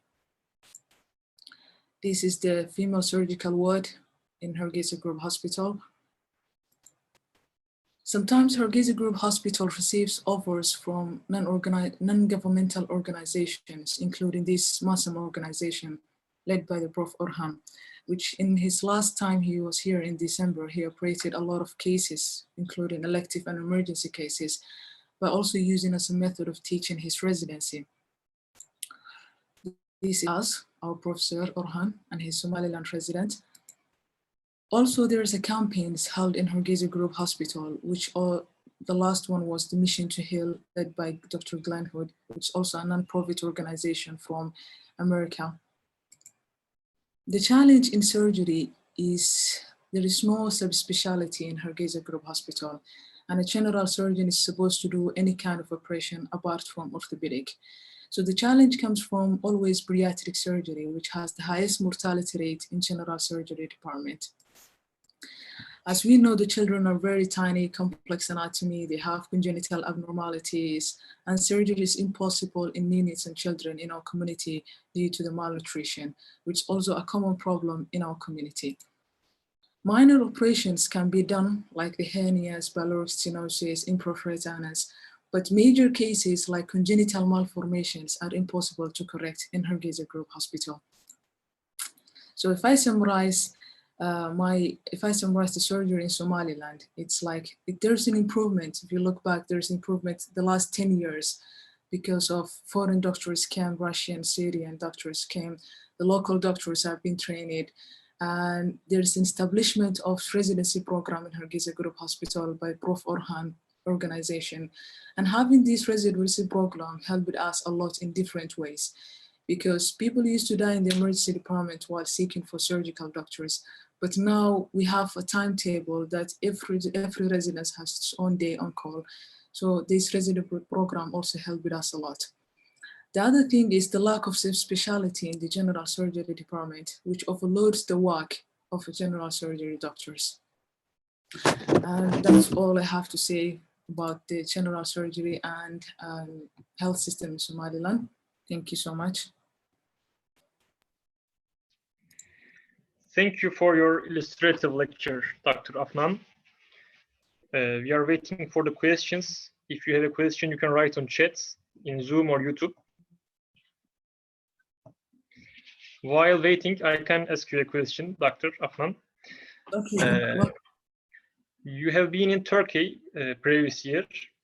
Can you say something about that days, that time you spent in Turkey? How conducted your personal medicine profession? It was a nice experience to be in Turkey, first of all, because we're talking about a developed country. Turkey have a lot of technology. We're doing robotic surgeries there. But comparing back in home, that we're still struggling to do the open surgeries, there's a lot of difference. So I gained a lot of experience being in Turkey. The people are really helpful. I can see Berna is here, which is really helpful here. Thank you so much. I don't have anything else to say apart from that. Thank you very much. If there is no question, we can continue with our next lecture. Our next lecturer is Dr. Umar Aminu from Nigeria. He is an intern doctor at Specialist Hospital, Sokoto in Nigeria. He will explain us being a doctor in Nigeria, and he is also one of the students who came to Turkey 2 years ago, and we are close friends with him. So I think he is ready. So, brother. Okay. Assalamu alaikum wa rahmatullah. I'm very delighted, and Yusuf, mute. You have muted yourself. I'm very delighted and grateful to be a part of this occasion. I would like to appreciate and thank all my professors. It's been a long time, and also my brother Yusuf. Without much wasting time, as he introduces me, I'm Dr. Amin Umar. I was here almost like 8 months back. I just came back. I'm going to explain a bit about how I found myself as a doctor in Nigeria. Briefly, these are the outlines. I'm going to look or talked about Nigeria in brief, the culture, the religion, economy, the health system, and the main gist, which is the challenges of practicing in Nigeria, and what I think are the possible solution, and we conclude, inshallah. I'm not going to read everything, but Nigeria is, before it wasn't called Nigeria, it's called Niger Company Territory, or Royal Niger Company Territory. So it was then later in the late 19th century, whereby a British journalist, Flora Shaw, who uses the river Niger, which is running through the country, and merge the thing and call it a Nigeria. So it's located in West Africa, and it has bordered with many countries like Chad, Ghana, Niger, Togo, Mali, and others. It has 3 main ethnic groups: Hausa, Yoruba. Hausa is the largest ethnic group, followed by Yoruba, Igbo, then with many others. We got our independence from the British colonies, which was on October 1st, 1960. In terms of population, we are called the Giant of Africa. As of 2019, there was over 260 million people living in Nigeria. And it's the 3rd largest youth population in the world after India and China, with more than 90 people of its population under the age of 18. So there are very many languages in Nigeria, about 521 being spoken, and the 9 of them now are now extinct. In some areas of Nigeria, ethnic groups speak more than 1 language. That's what brought the languages to be very many. The religion, the 2 main religions are Islam and Christianity. They are the 2 main major religions. The Christian population mainly live in the southern parts, and while the Muslim live in northern parts, which is where I came from. Nigeria is a member of MINT. There is a MINT group. This group is a group of countries: Mexico, Indonesia, Nigeria, and Turkey. So this group were widely seen as the next globe brick-like country. So this Nigeria is part of those countries. So this is our map, and that is the total area, surface area in square kilometer and in kilometer. Then the law that is govern Nigeria, we have 3 main laws, which are the common law. This common law is derived from these British colonies. Then we have the customary law, which is the law that is used in the government, the constitutional one. Then we have the Sharia law, which has been practiced like years back by some northern part of Nigeria, like Zamfara, Sokoto, Jigawa, Gombe, among others. The court has 2 divisions. The Nigerian court, we have Supreme and Judiciary. Then the economy, we mainly depend on petroleum export, and the biggest partner, the largest partner of exports in terms of petroleum is USA and other countries. Then other economic incomes are agriculture and telecommunications, which Nigeria also gets their income. So the healthcare system in Nigeria, Nigeria has been reorganizing its health system since the time of Bamako Initiative. This Bamako Initiative is a union between the World Health Organization and UNICEF, where the aim of this Bamako Initiative, which was in 1987, was to help sub-Saharan Africa in terms of delivery of drugs, increasing the accessibility of healthcare services, and giving the good outcome of the health service for the patients or the residents. Then the healthcare system is governed or is divided into 3 parts or 4. We have the federal government, which mainly govern the national referral hospitals and the regional referral hospital. Then the state government take care of like secondary health services, which is mainly the general hospitals and the health center 4 and 3. So then the local government, which we have the clinics, health center 2, among others, then the private sector.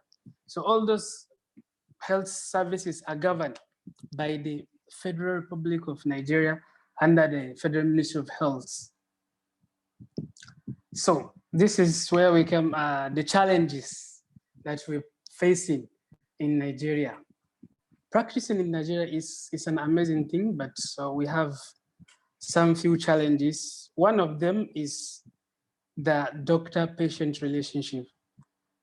For as long as I've been here, like 6 months back, I've noticed there is a very big gap difference in terms of doctor-patient relationship, which create a lot of bad or poor outcome in terms of healthcare delivery or health patient management.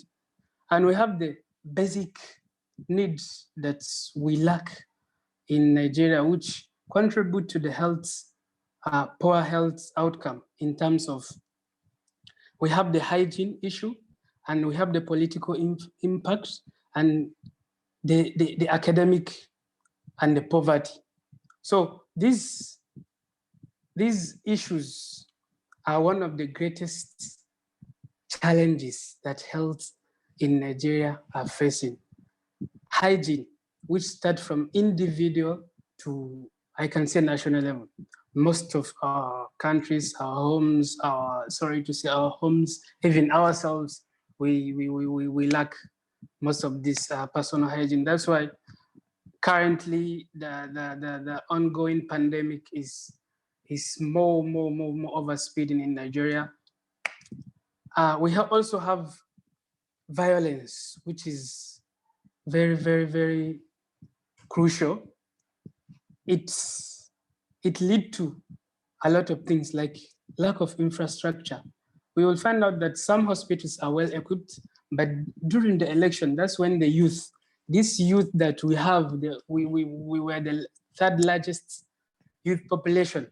They're being used by ourselves to destroy the hospitals, schools, ban, and also the security issue, the criminal issues. All those things are very, very big challenges to our health, especially in Nigeria. And costs.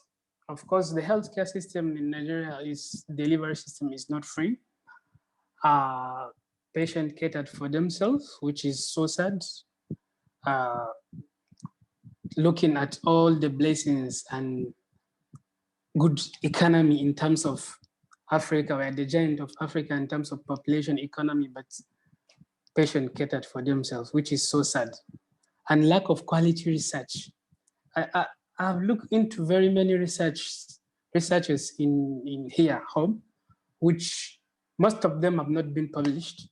Some will finish research, but it's not been used appropriately. It's not published. So, or the research starts and then end. Like my brother Ssebagala mentioned, one of the key issues, most of the people didn't do research as their career. They didn't choose research as their career. They did it for opportunity. When that opportunity ends before the end of the research, they will just drop. The research is done. And according to who? One of the greatest challenge we have, the doctor-patient ratio is 2,500 per patient, which the World Health Organization mentioned it as 4 doctors for 10,000 patients. But if you divide, we'll get 2,500 patients per 1 doctor in a day, which bring a lot of huge loads concerning that issue. So what I think I would ask you if you could a bit faster. Okay. Possible solution, I think the first thing to do is try and to create awareness amongst our community, which will help them know how to cater for themselves. Then also community need to come up with better ways of politics, like non-violent ways. We need to practice good hygiene starting from individual level. This also need to tell people and let them know how hygiene is important in health.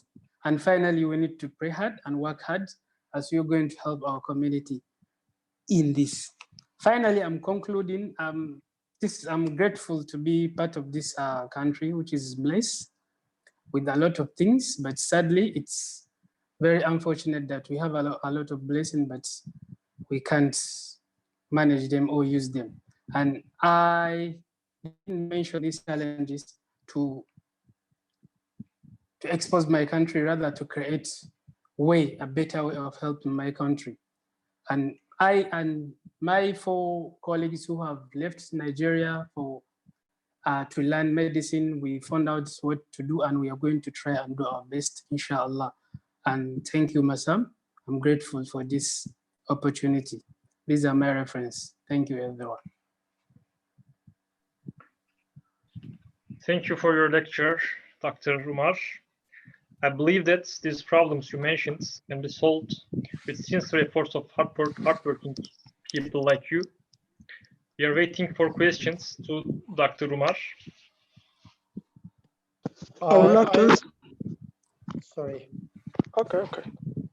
Okay, I'm here. Go ahead, Sadiq. Go ahead, Sadiq. Okay, I would like to ask one question. Okay. And according to the variety of healthcare delivery system, is there any problem according to the ethnic group? You know, ethnic group, because you told us that there is a different, parties of tribes. That the majority one is the Hausa group. So according to the health delivery system, is there any variety? Because I see that the challenges including political impact. I didn't get the question. Variety, what do you mean by variety? Yeah, I mean health delivery system. Yes. Is there a health delivery system in Nigeria? Yes. In Nigeria, yes. Is there any problem according to the ethnic group? According to the ethnic group. Yeah. According to the ethnicity. Yes, there is a lot of some problem, because also our culture play a big role in terms of education and our health. Most of the people, they don't believe in going to the hospital. You know, even the religion also play its role, because the majority of the people in Nigeria are Muslim, and those Muslim, only few of them have this Western education, or I said the other side of education, not the religious education, that know how to cater for their health. And it's important. It's not they are going to take away their religion, but most of the people think that when I go to doctor, it's against their culture. You get my point? So that's also what brings, and there's also poor roads, like transport system is also lacking a lot. And most of the people living in Western parts, I can say they have better transport system than the northern parts. And that's what brings a lot the challenge.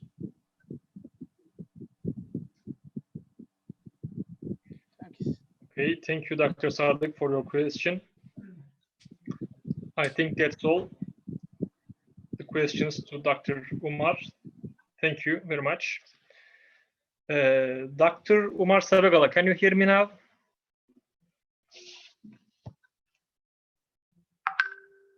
Dr. Umar, if you can hear me, please say something. There is a question for you.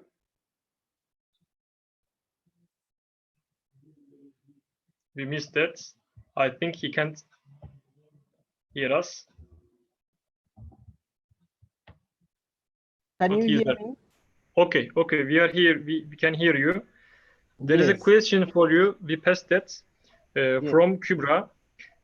She says, hi, I want to ask a question to Dr. Umar. He mentioned about lacks of biomedical research in Africa. I wonder, is the problem with biomedical technologies just about research, or is there any problem to access these sources? Can they reach these devices at hospital enough? Is there enough education for using these machines?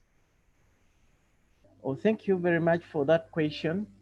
I think in my presentation, I tried to elaborate about the challenges that we have in health research in Africa. First, like I said before, our curricula in training does not empower us to have enough skills in research. And secondly, medical schools or biomedical schools, they don't have laboratories. So all you have is, they don't have enough laboratories, they don't have enough equipment. All you have to do is to learn the theory. And once you finish to run the theory and you don't put it into practice, it goes to waste. So it is a multiple of factors. It is lack of infrastructure in terms of laboratories, lack of training, and lack of morale.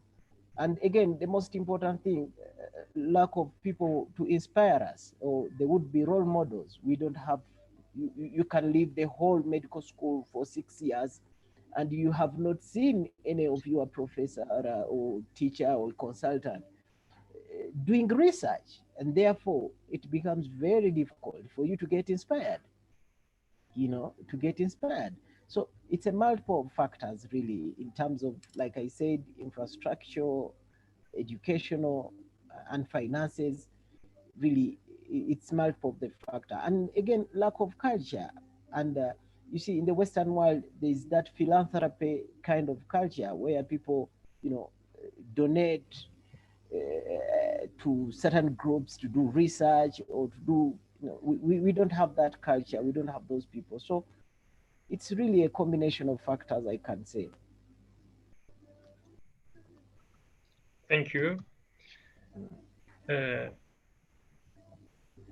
I think, is there any more question?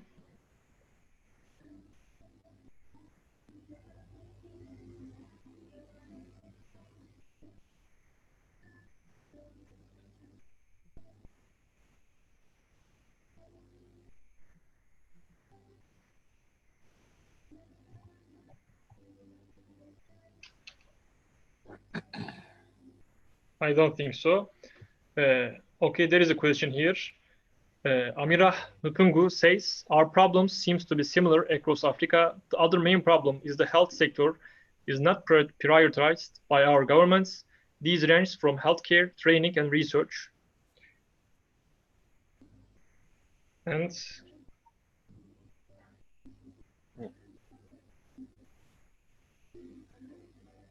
Yusuf, this is just comment. You can continue the problem. Okay. I think our dean wanna say something.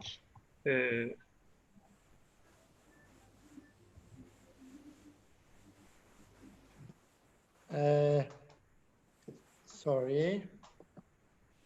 Yeah, I'm sorry I have to leave because I have to join another meeting. I want to celebrate African Days. I forgot to talk about it at the beginning. And also Eid Mubarak for all Muslim friends. Fi amanillah. See you in next time in anywhere. Eid Mubarak. Bye-bye. I have to leave. Thank you, Professor, for attending our meeting. Thank you very much. And now, our next lecturer is Dr. Salma Namyenye Katasi from Uganda, one of Habib Medical School students who came to Turkey 2 years ago. She will speak about internal medicine in Uganda. Dr. Salma is an intern doctor at Masaka Regional Referral Hospital in Uganda. So, doctor.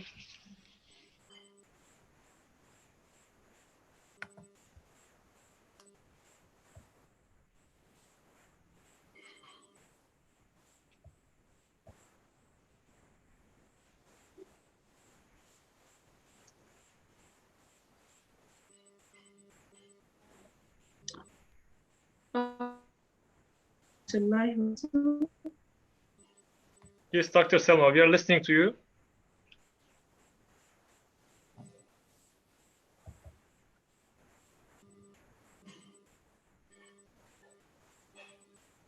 Dr. Salma, are you there? About intern. Okay, there. Yes, I think that there's a problem with internet.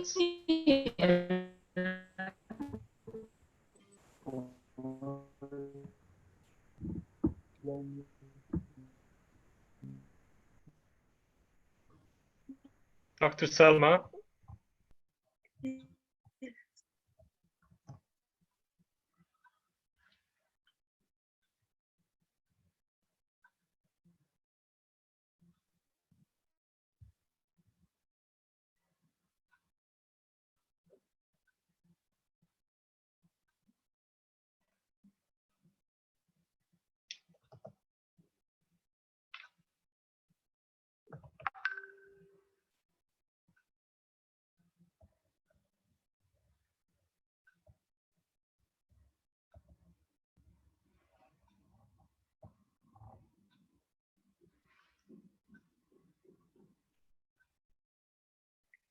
Can you hear me?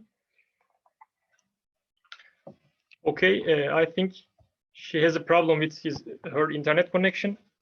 We can continue with next lecture. Then we can listen to her, inshallah, if he can solve the problem. Next lecture is Mustafa Musa from Sudan. He will speak about culture and habits of Sudan and studying medicine in Turkey. He is a first-grade medical student at Istanbul Medeniyet University, Faculty of Medicine in Istanbul, Turkey. Mustafa, we are listening to you. Inshallah, you have a better connection.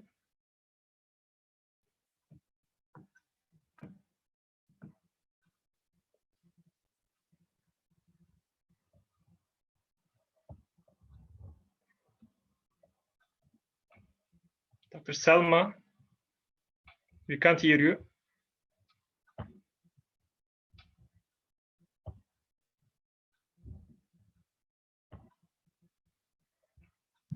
She has muted herself.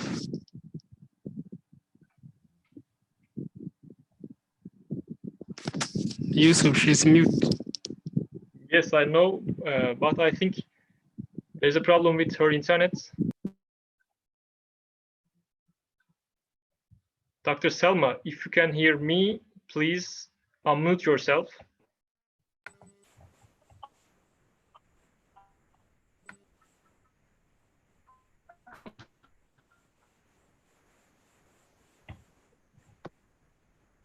Okay, I think you can't hear me.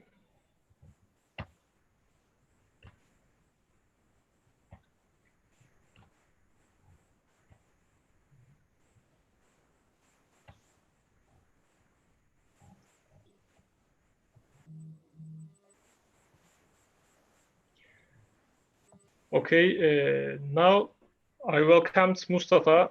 Mustafa, can you continue?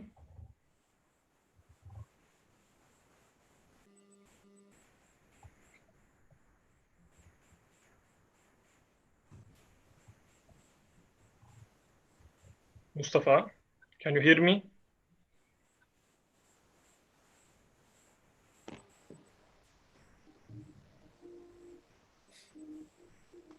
We are sorry for the delay.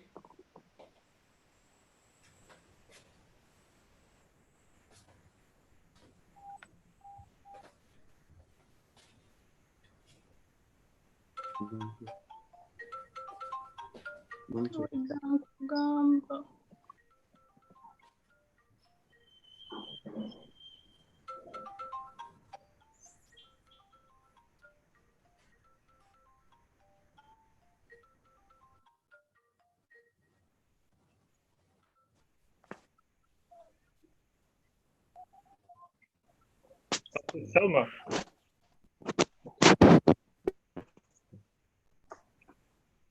Can you hear me? Okay, now we can hear you. Yes, Yusuf, can you hear me now? Yes, you can't perfect. hear me? Yes. Now you can share your screen again. Can you hear me now? Yes, now we can hear you. Okay. We are sorry for the delay. Now you can continue.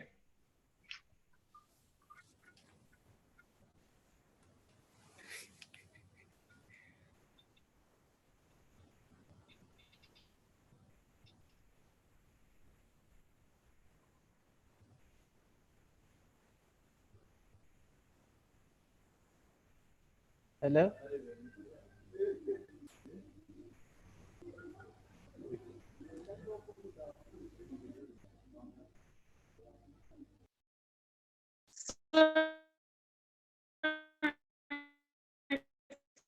Connection still go on. So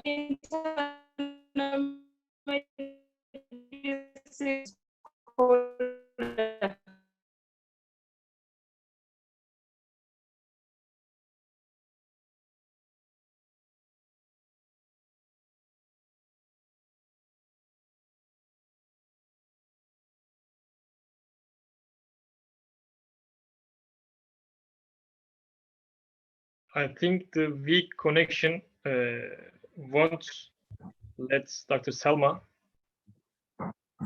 Yes, my connection is very poor. I'm deep in the village.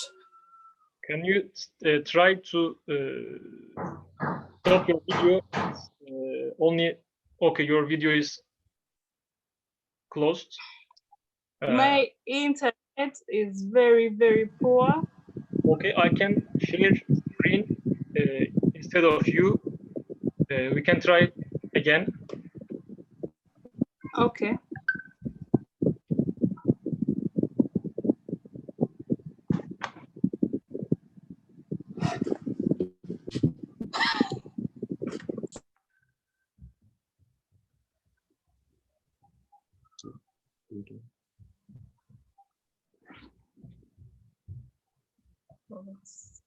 Okay, can you hear me now?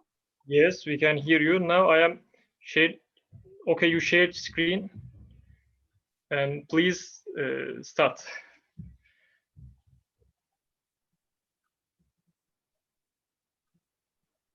Okay, so in Uganda, internal medicine is practiced by physicians, and these are people who have already studied a bachelor's in medicine and a bachelor's in surgery, and all the ones we call medical officers, and then they become internal doctors still in medicine and surgery. Then internal medicine is also practiced by clinical officers. Those are the ones who did a diploma in clinical medicine. And in Uganda, internal medicine is one of the disciplines that is most practiced because of its nature of practice. Little is required to practice internal medicine, and that is why it is one of the most widely practiced discipline in Uganda. I could not come up with the number of physicians we had, the current number of physicians we had, but in 2015, according to WHO, Uganda had over 46 physicians, the ones who had qualified in internal medicine. So basically, it's comprehensive history. In internal medicine, it's majorly history, examination, and also running a few diagnostics to diagnose a patient. And due to the limited availability of investigations in Uganda, most of the diagnosis is got out of the history. Actually, even in medical school, we are told that when you take history of a patient and you examine them, you're supposed to get at least 80% of the diagnosis. So in Uganda, as opposed to surgery, pediatrics, and obstetrics, medicine is the one which is most practiced. And we see this because of the so many private small clinics that practice internal medicine in the country. It is very easy for someone to practice internal medicine because, for example, if it's a clinical officer, this is a person who only has a diploma in internal medicine, they'll only need maybe a table, a BP machine, just a thermometer to practice, take history, examine, and then give the patient medication with or without running laboratory tests. So it does not require a lot of resources, and it is very easy to start up. So that is why in Uganda, it is the most practiced discipline. And the advantages internal medicine has over other disciplines is that it is less demanding in terms of time, and chronic illnesses require long-term treatment. For example, if you have an outpatient clinic for maybe diabetic patients, they require long-term treatment. So if it is a private physician, that means that you're going to be getting constant amounts of money from this patient. So that is a very good advantage of internal medicine compared to surgery or obstetrics and gynecology. And it is less tiring because not so many procedures require physical intervention. In internal medicine, since the diseases are internal, diabetes, hypertension, these are one of the most common illnesses in Uganda. diabetes, and hypertension. We can have a few medicinal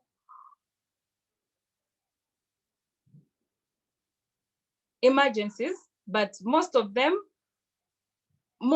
those emergencies come from these chronic patients who have maybe a kidney problem or heart problem or diabetes.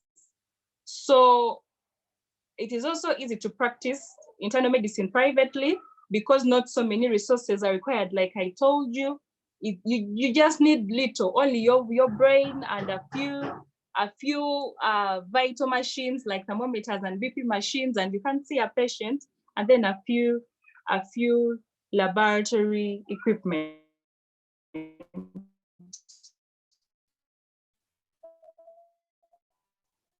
So have more, and it is the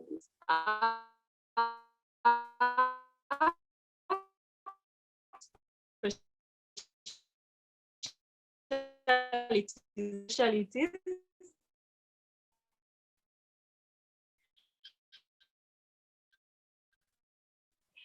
Other than that, to regional medicine, easily influence the peripheral clinics with where even maybe people responsible to supervise these clinics cannot reach. You'll find that there are a lot of fake practitioners.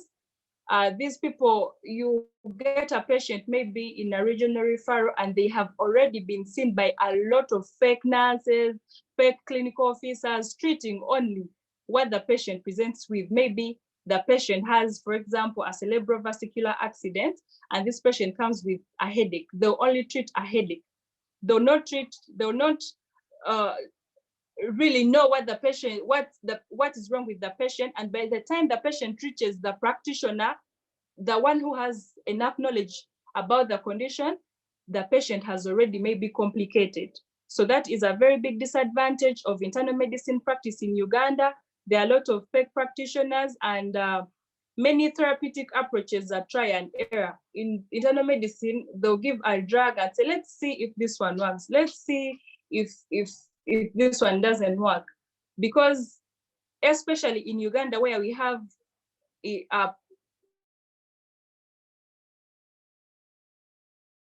very few resources in terms of diagnosing,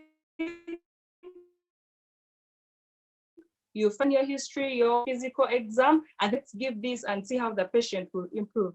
And in a long run, this debilitates the patient, it complicates patient's conditions, and it worsens the quality of life. So, challenge of internal medicine in our country are that, internal medicine can either be public or private. So in private setups, I think the biggest challenge is it being expensive to the patient, because the tests are very expensive. Even the startup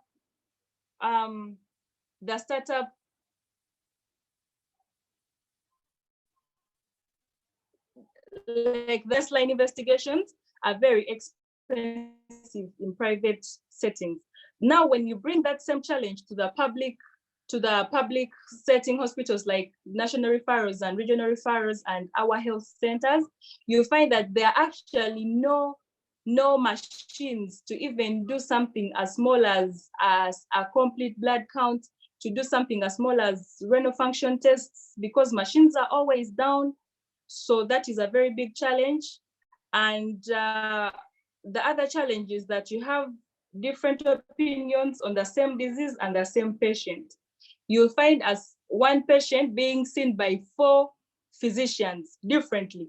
Every physician comes up with their own diagnosis, their own treatment approach, and this may be confusing to the nurses who are ensuing these treatment guidelines. For example, example, a patient's notes, and then it becomes very, very, very, very hard for this patient to get a better outcome. Then the other challenge is that patients undermine physicians' effort since there is no physical intervention, hence they pay little for the service. When a patient sees a physician and they just write for them, go and buy this medicine, they've not touched them that much, they cannot give the same money to a surgeon who has maybe done a procedure on them. Yet, you may find that this condition that this patient was also being cured of could be a life-threatening illness for them, but they undermine physicians because there is very little physical intervention in internal medicine.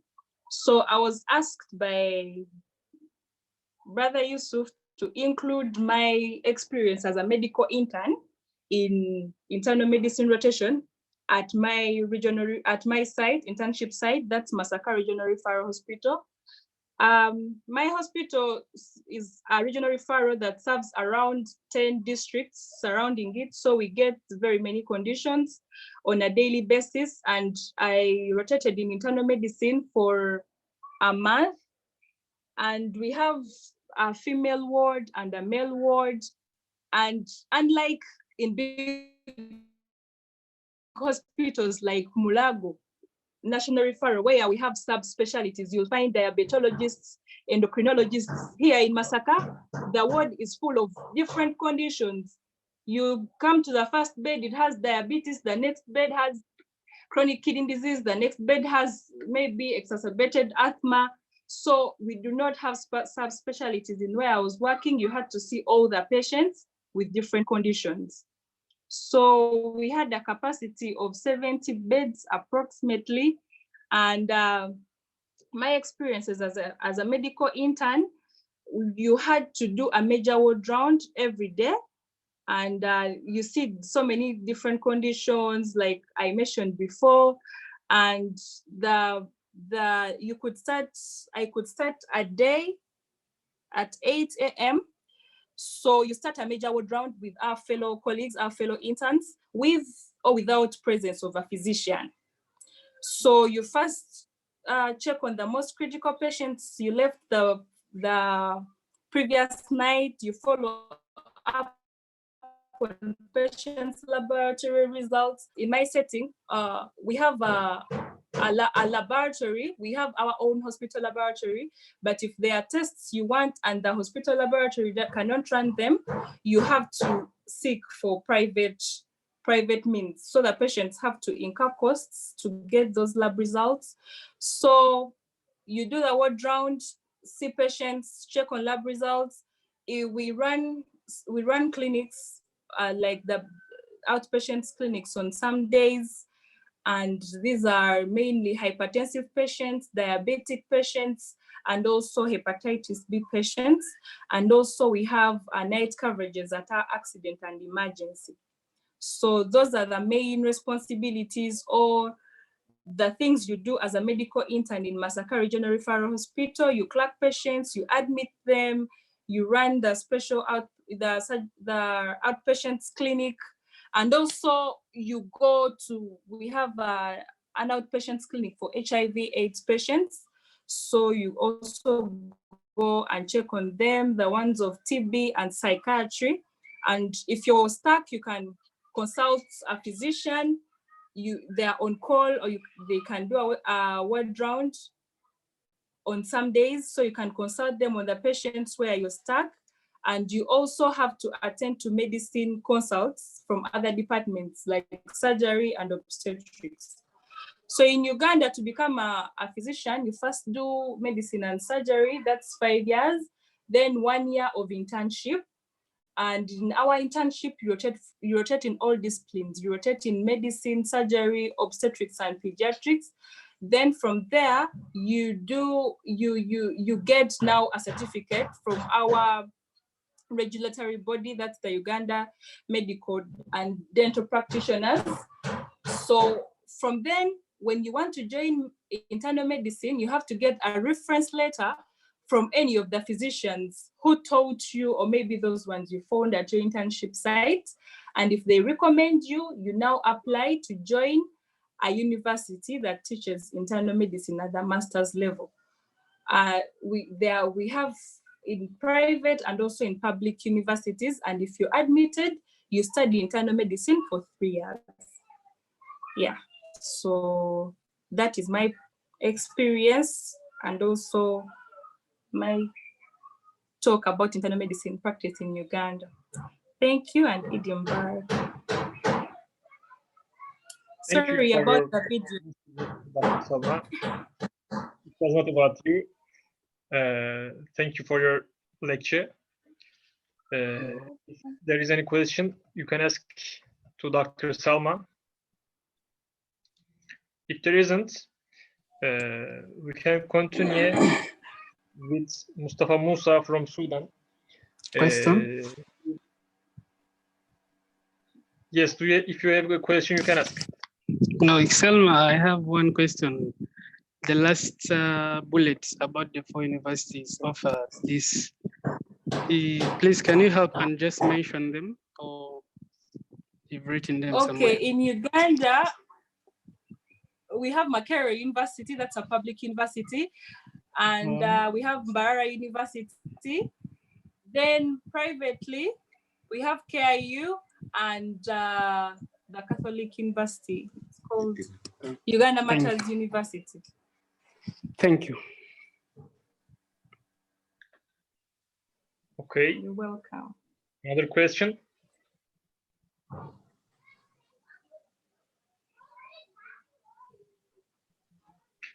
I suppose we can. Hello, Yusuf. Yes.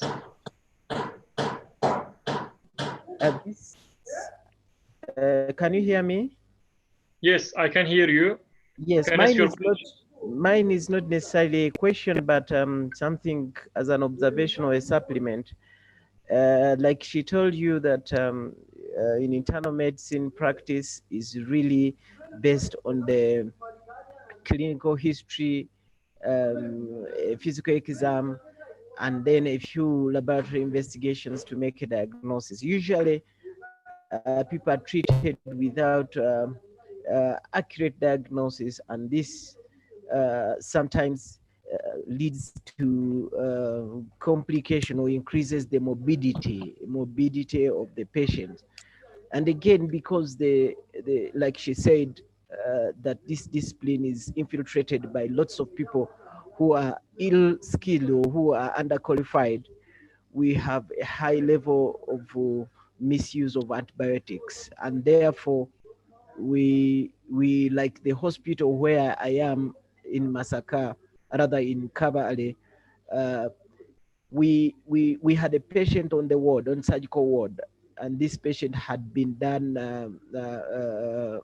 explorative laparotomy following a blunt abdominal trauma. And then we treated the patient, but the patient became septic. When we did culture and sensitivity on all the panels of around 13, 14 drugs, only chloramphenicol was the only sensitive drug.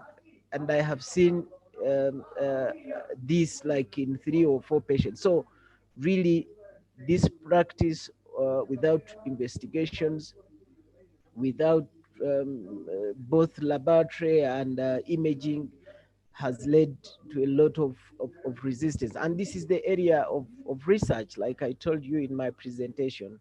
So that's what I have to supplement on her presentation.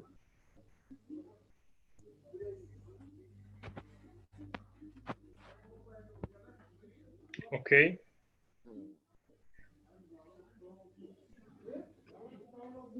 I think we can go on now.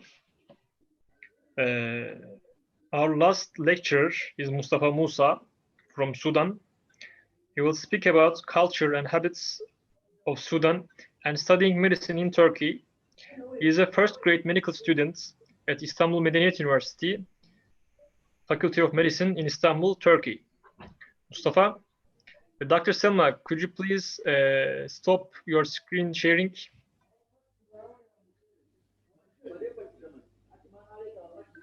Thank you very much. Mustafa, you can screen your share now.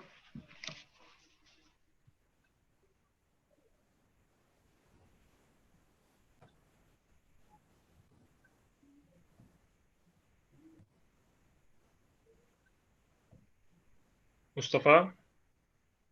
Hello guys, salam alaikum. Okay, alaikum salam.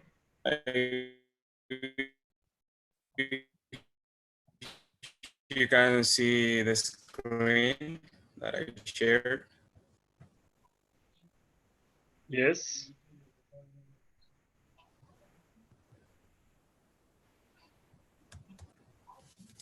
Okay. First of all, salam alaikum.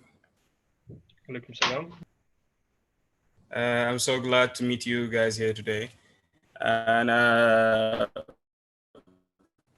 in the first, that really I need to thank Allah that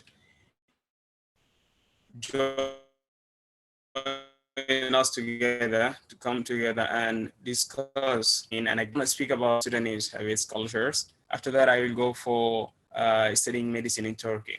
First of all, I give the name of the Great Sudan for my presentation because after all what Sudan have passed through, we're still standing up and uprising.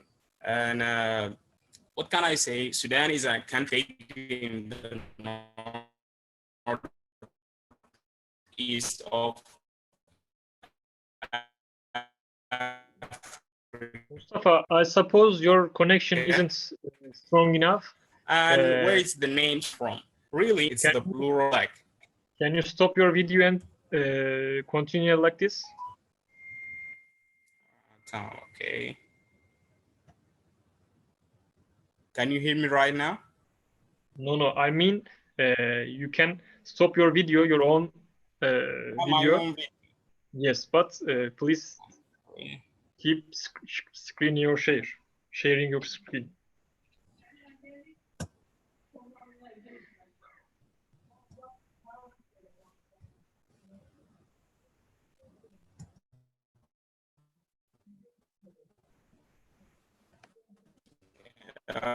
Is that right now? Can you hear me? Yes.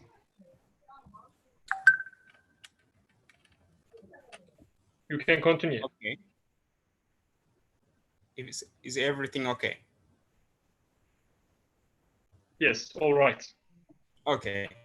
As I say, Sudan, the name of Sudan that came the plural of black and the dark skin color, or kind of, as I think, because in Arabic, one word can get a lot of meanings. Even it can give the plural of lions in Arabic too, Sudan.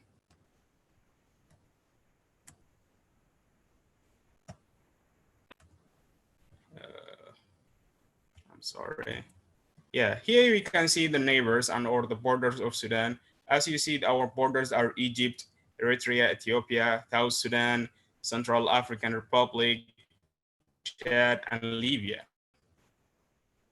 As a general information that we get our independence from the British in 1956, Sudan is an Islamic country that has Arabs and African cultures, and we have the capital city of Sudan is Khartoum. It's called the triangular capital city because it's divided to three by the river Nile. The three main parts are Khartoum, Omdurman, and Bahri. The population of Sudan for the last estimation is 43 million. Now it increased 10 million, as I think, because the last estimation, it was in 2015.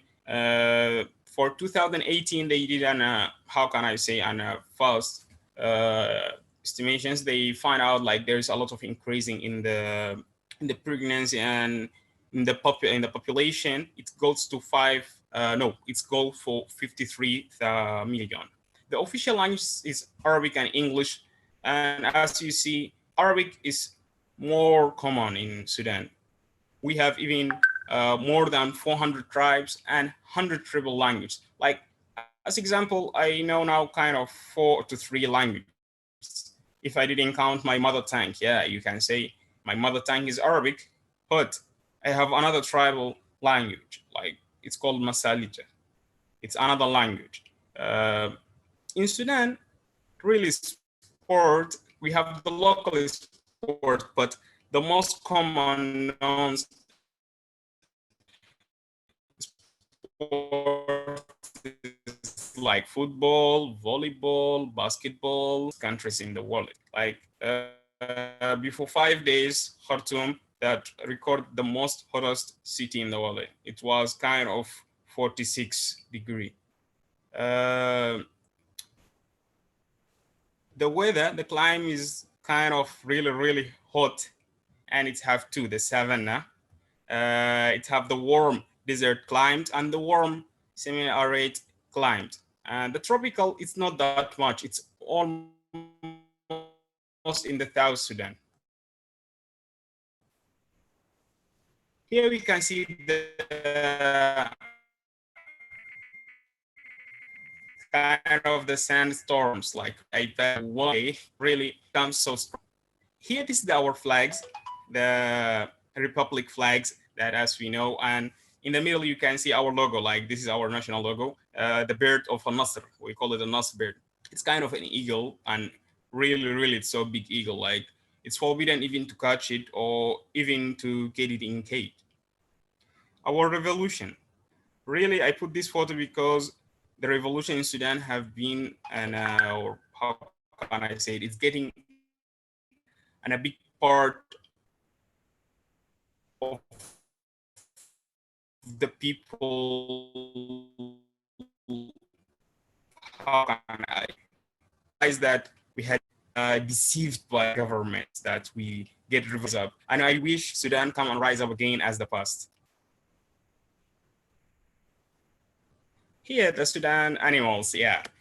For us, now here I choose the most common or the most popular animals that we have. We have the lizard, bats, rhino, and really, we lost the last white male rhino in the wallet.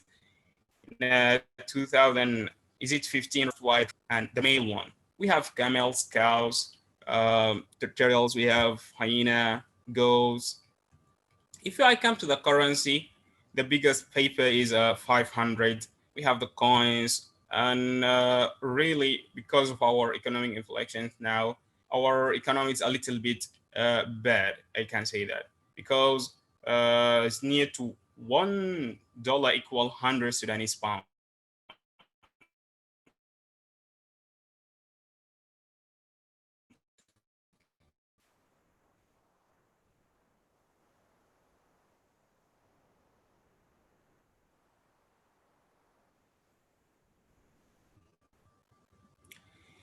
Or measure from C, Rasa, Masida. This is our points. The places that you should visit when you come to Sudan. I can say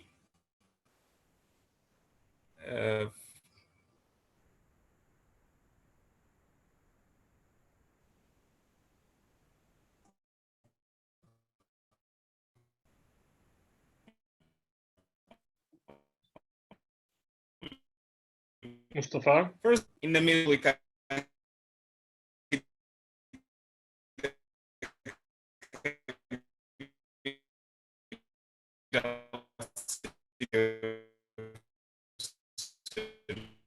Khartoum.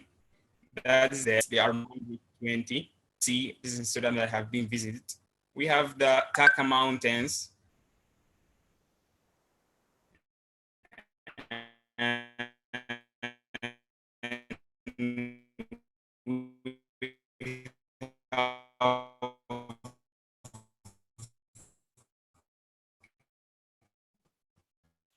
Mustafa, I suppose your connection isn't strong enough. Mountains, and really more mountains. Can you hear me?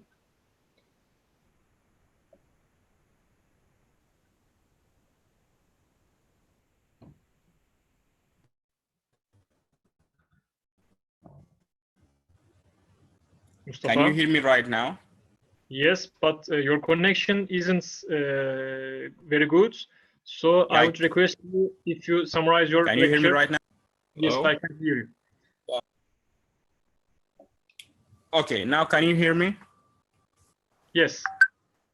Okay. As you can see, this is the capital city again, and this is my question for my Turkish doctors and friends. If you know this mosque, where is it? And I will be so glad. It's a question for you, Yusuf, and all my Turkish friends. Yes. It is in Khartoum. You're right, Dr. Orhan. Yeah, it's in Khartoum. Yusuf, you can say the name. I think you know the name. I don't think so. Yeah, it's called An-Nur Mosque. It's also the Ottoman shape, really. I went there and it's mashallah, it's so great, as typical as the ones that I visit here in Turkey. Now to come to the traditional clothes, we have the jalabiya at the right for the male, and the tobe in the left side is for the females. And I come to the last, the dance side. Really, I was going to give this presentation also in another different places, even in our university, in different clubs. And I'm going to show you, or I was going to show you some of our dances. Fortunately, because Corona, we couldn't do that. Slide for how to study medicine, or how is studying medicine in Turkey. Can you hear me? Yes, there is no problem. Okay. First of all, really, I didn't think about coming to Turkey and study medicine in Turkey until I saw some of the scholarships applications and I apply and I get the exception and I came to Turkey, really. First, everyone will face this when you come to study in a different language, which is not your language or your mother tongue, at least, and it's outside of English. You find it a little bit difficult, but by the time really I get used to the language, I get used to go out,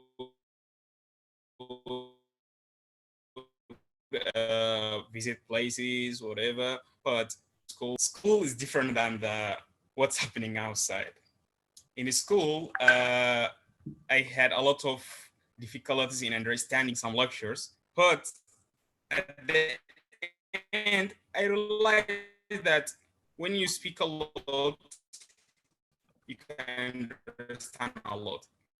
For the reason, I started speaking with my friends a lot and again and again. I asked for resources. I went to the internet. At the last, I realized it's not difficult to study in other language, and specifically in Turkish. And Turkish is the nearest language to my language, to Arabic even. And really, and I thank all of my teachers that they helped me. They were so helpful. They helped me a lot, really. And the last thing that I can mention, the best student life that you get in the world, I think it's in Turkey. It's not expensive, first. It's so comfortable with the student. You can even, how can I say to you, you can enjoy. You will find fun when you are learning. Like in our university, really, I didn't feel bored or something like this. No, never. Thanks a lot for your listening, and thank you. Thank you, Mustafa, for your lecture. Now you are one of us, and you are able to speak in Turkish also. Now, Professor Orhan want to say something about this evening. We are done here. We finished our lectures. Thank you to all the doctors and medicine students given lecture today. Now, Professor Orhan, we are listening to you. Yusuf, thank you very much. I congratulate you and your team, Young MASAM, for this very important meeting. For myself, this meeting motivating me to work in Africa, and also motivating the MASAM to do something.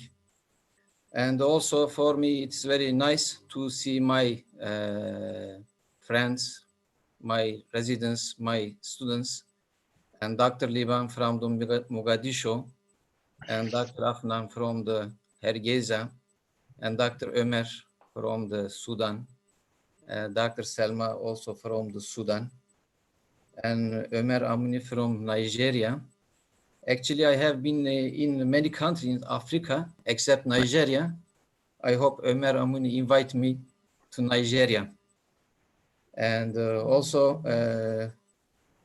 I like speech of the İrem and Enes from Young MASAM. Their speech very nice. Lastly, I celebrate again Africa Days of all African nation countries. As Ömer suggests from Uganda, MASAM will make some collaboration in research with any country of Uganda, say Africa, maybe in Sudan. This will bring benefit from both sides, from our side and from Africa. And also lastly, Eid Mubarak to all participants, all speakers. And lastly, I thank all participants, speaker, and Young MASAM, and thank you, Yusuf. Thank you very much. Thank you very much, dear professor. Your beautiful thoughts. And before the photo, after in the end of this meeting, we will take a photo all together. But first, Associate Professor Mustafa Adem Tatlısu wanna say something to us, Doctor? Thank you. Thank you for all participants and presenters. Because I've been to only Somaliland in Africa, I didn't know about other countries. They introduced their countries and their health system. It was very good to me. I didn't know it. Thank you for Dr. Yusuf because he organized all this program. Thank you. Thank you very much. And now I would request everyone to open their videos. We will take a photo all together, even we are far from away from each other.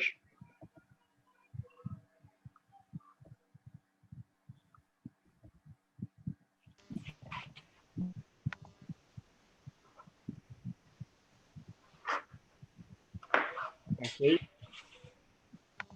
we are waiting.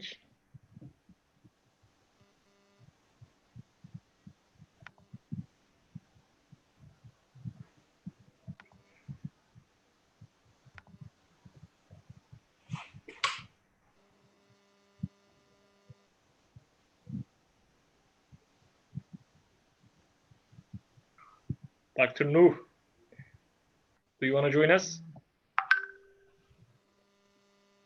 Dr. Idris.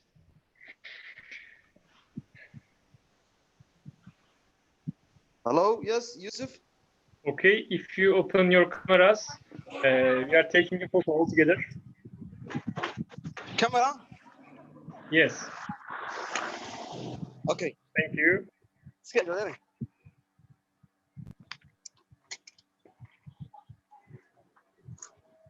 Yusuf? Is it okay now? Yes. Now you can see me. Yes, I can see you, Dr. Nuh.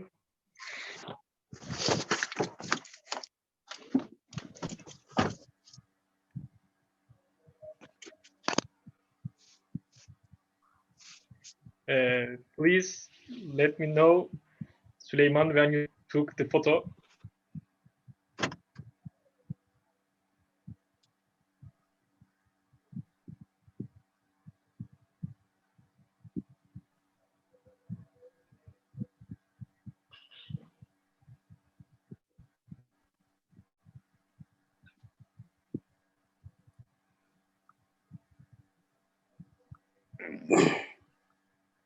Süleyman, did you take the photo?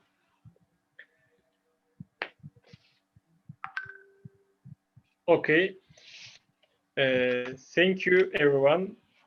I want to thank every lecturer, every participant listening to us.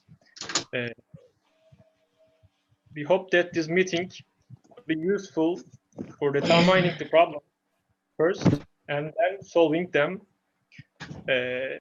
You can keep in touch with MASAM on its social media accounts.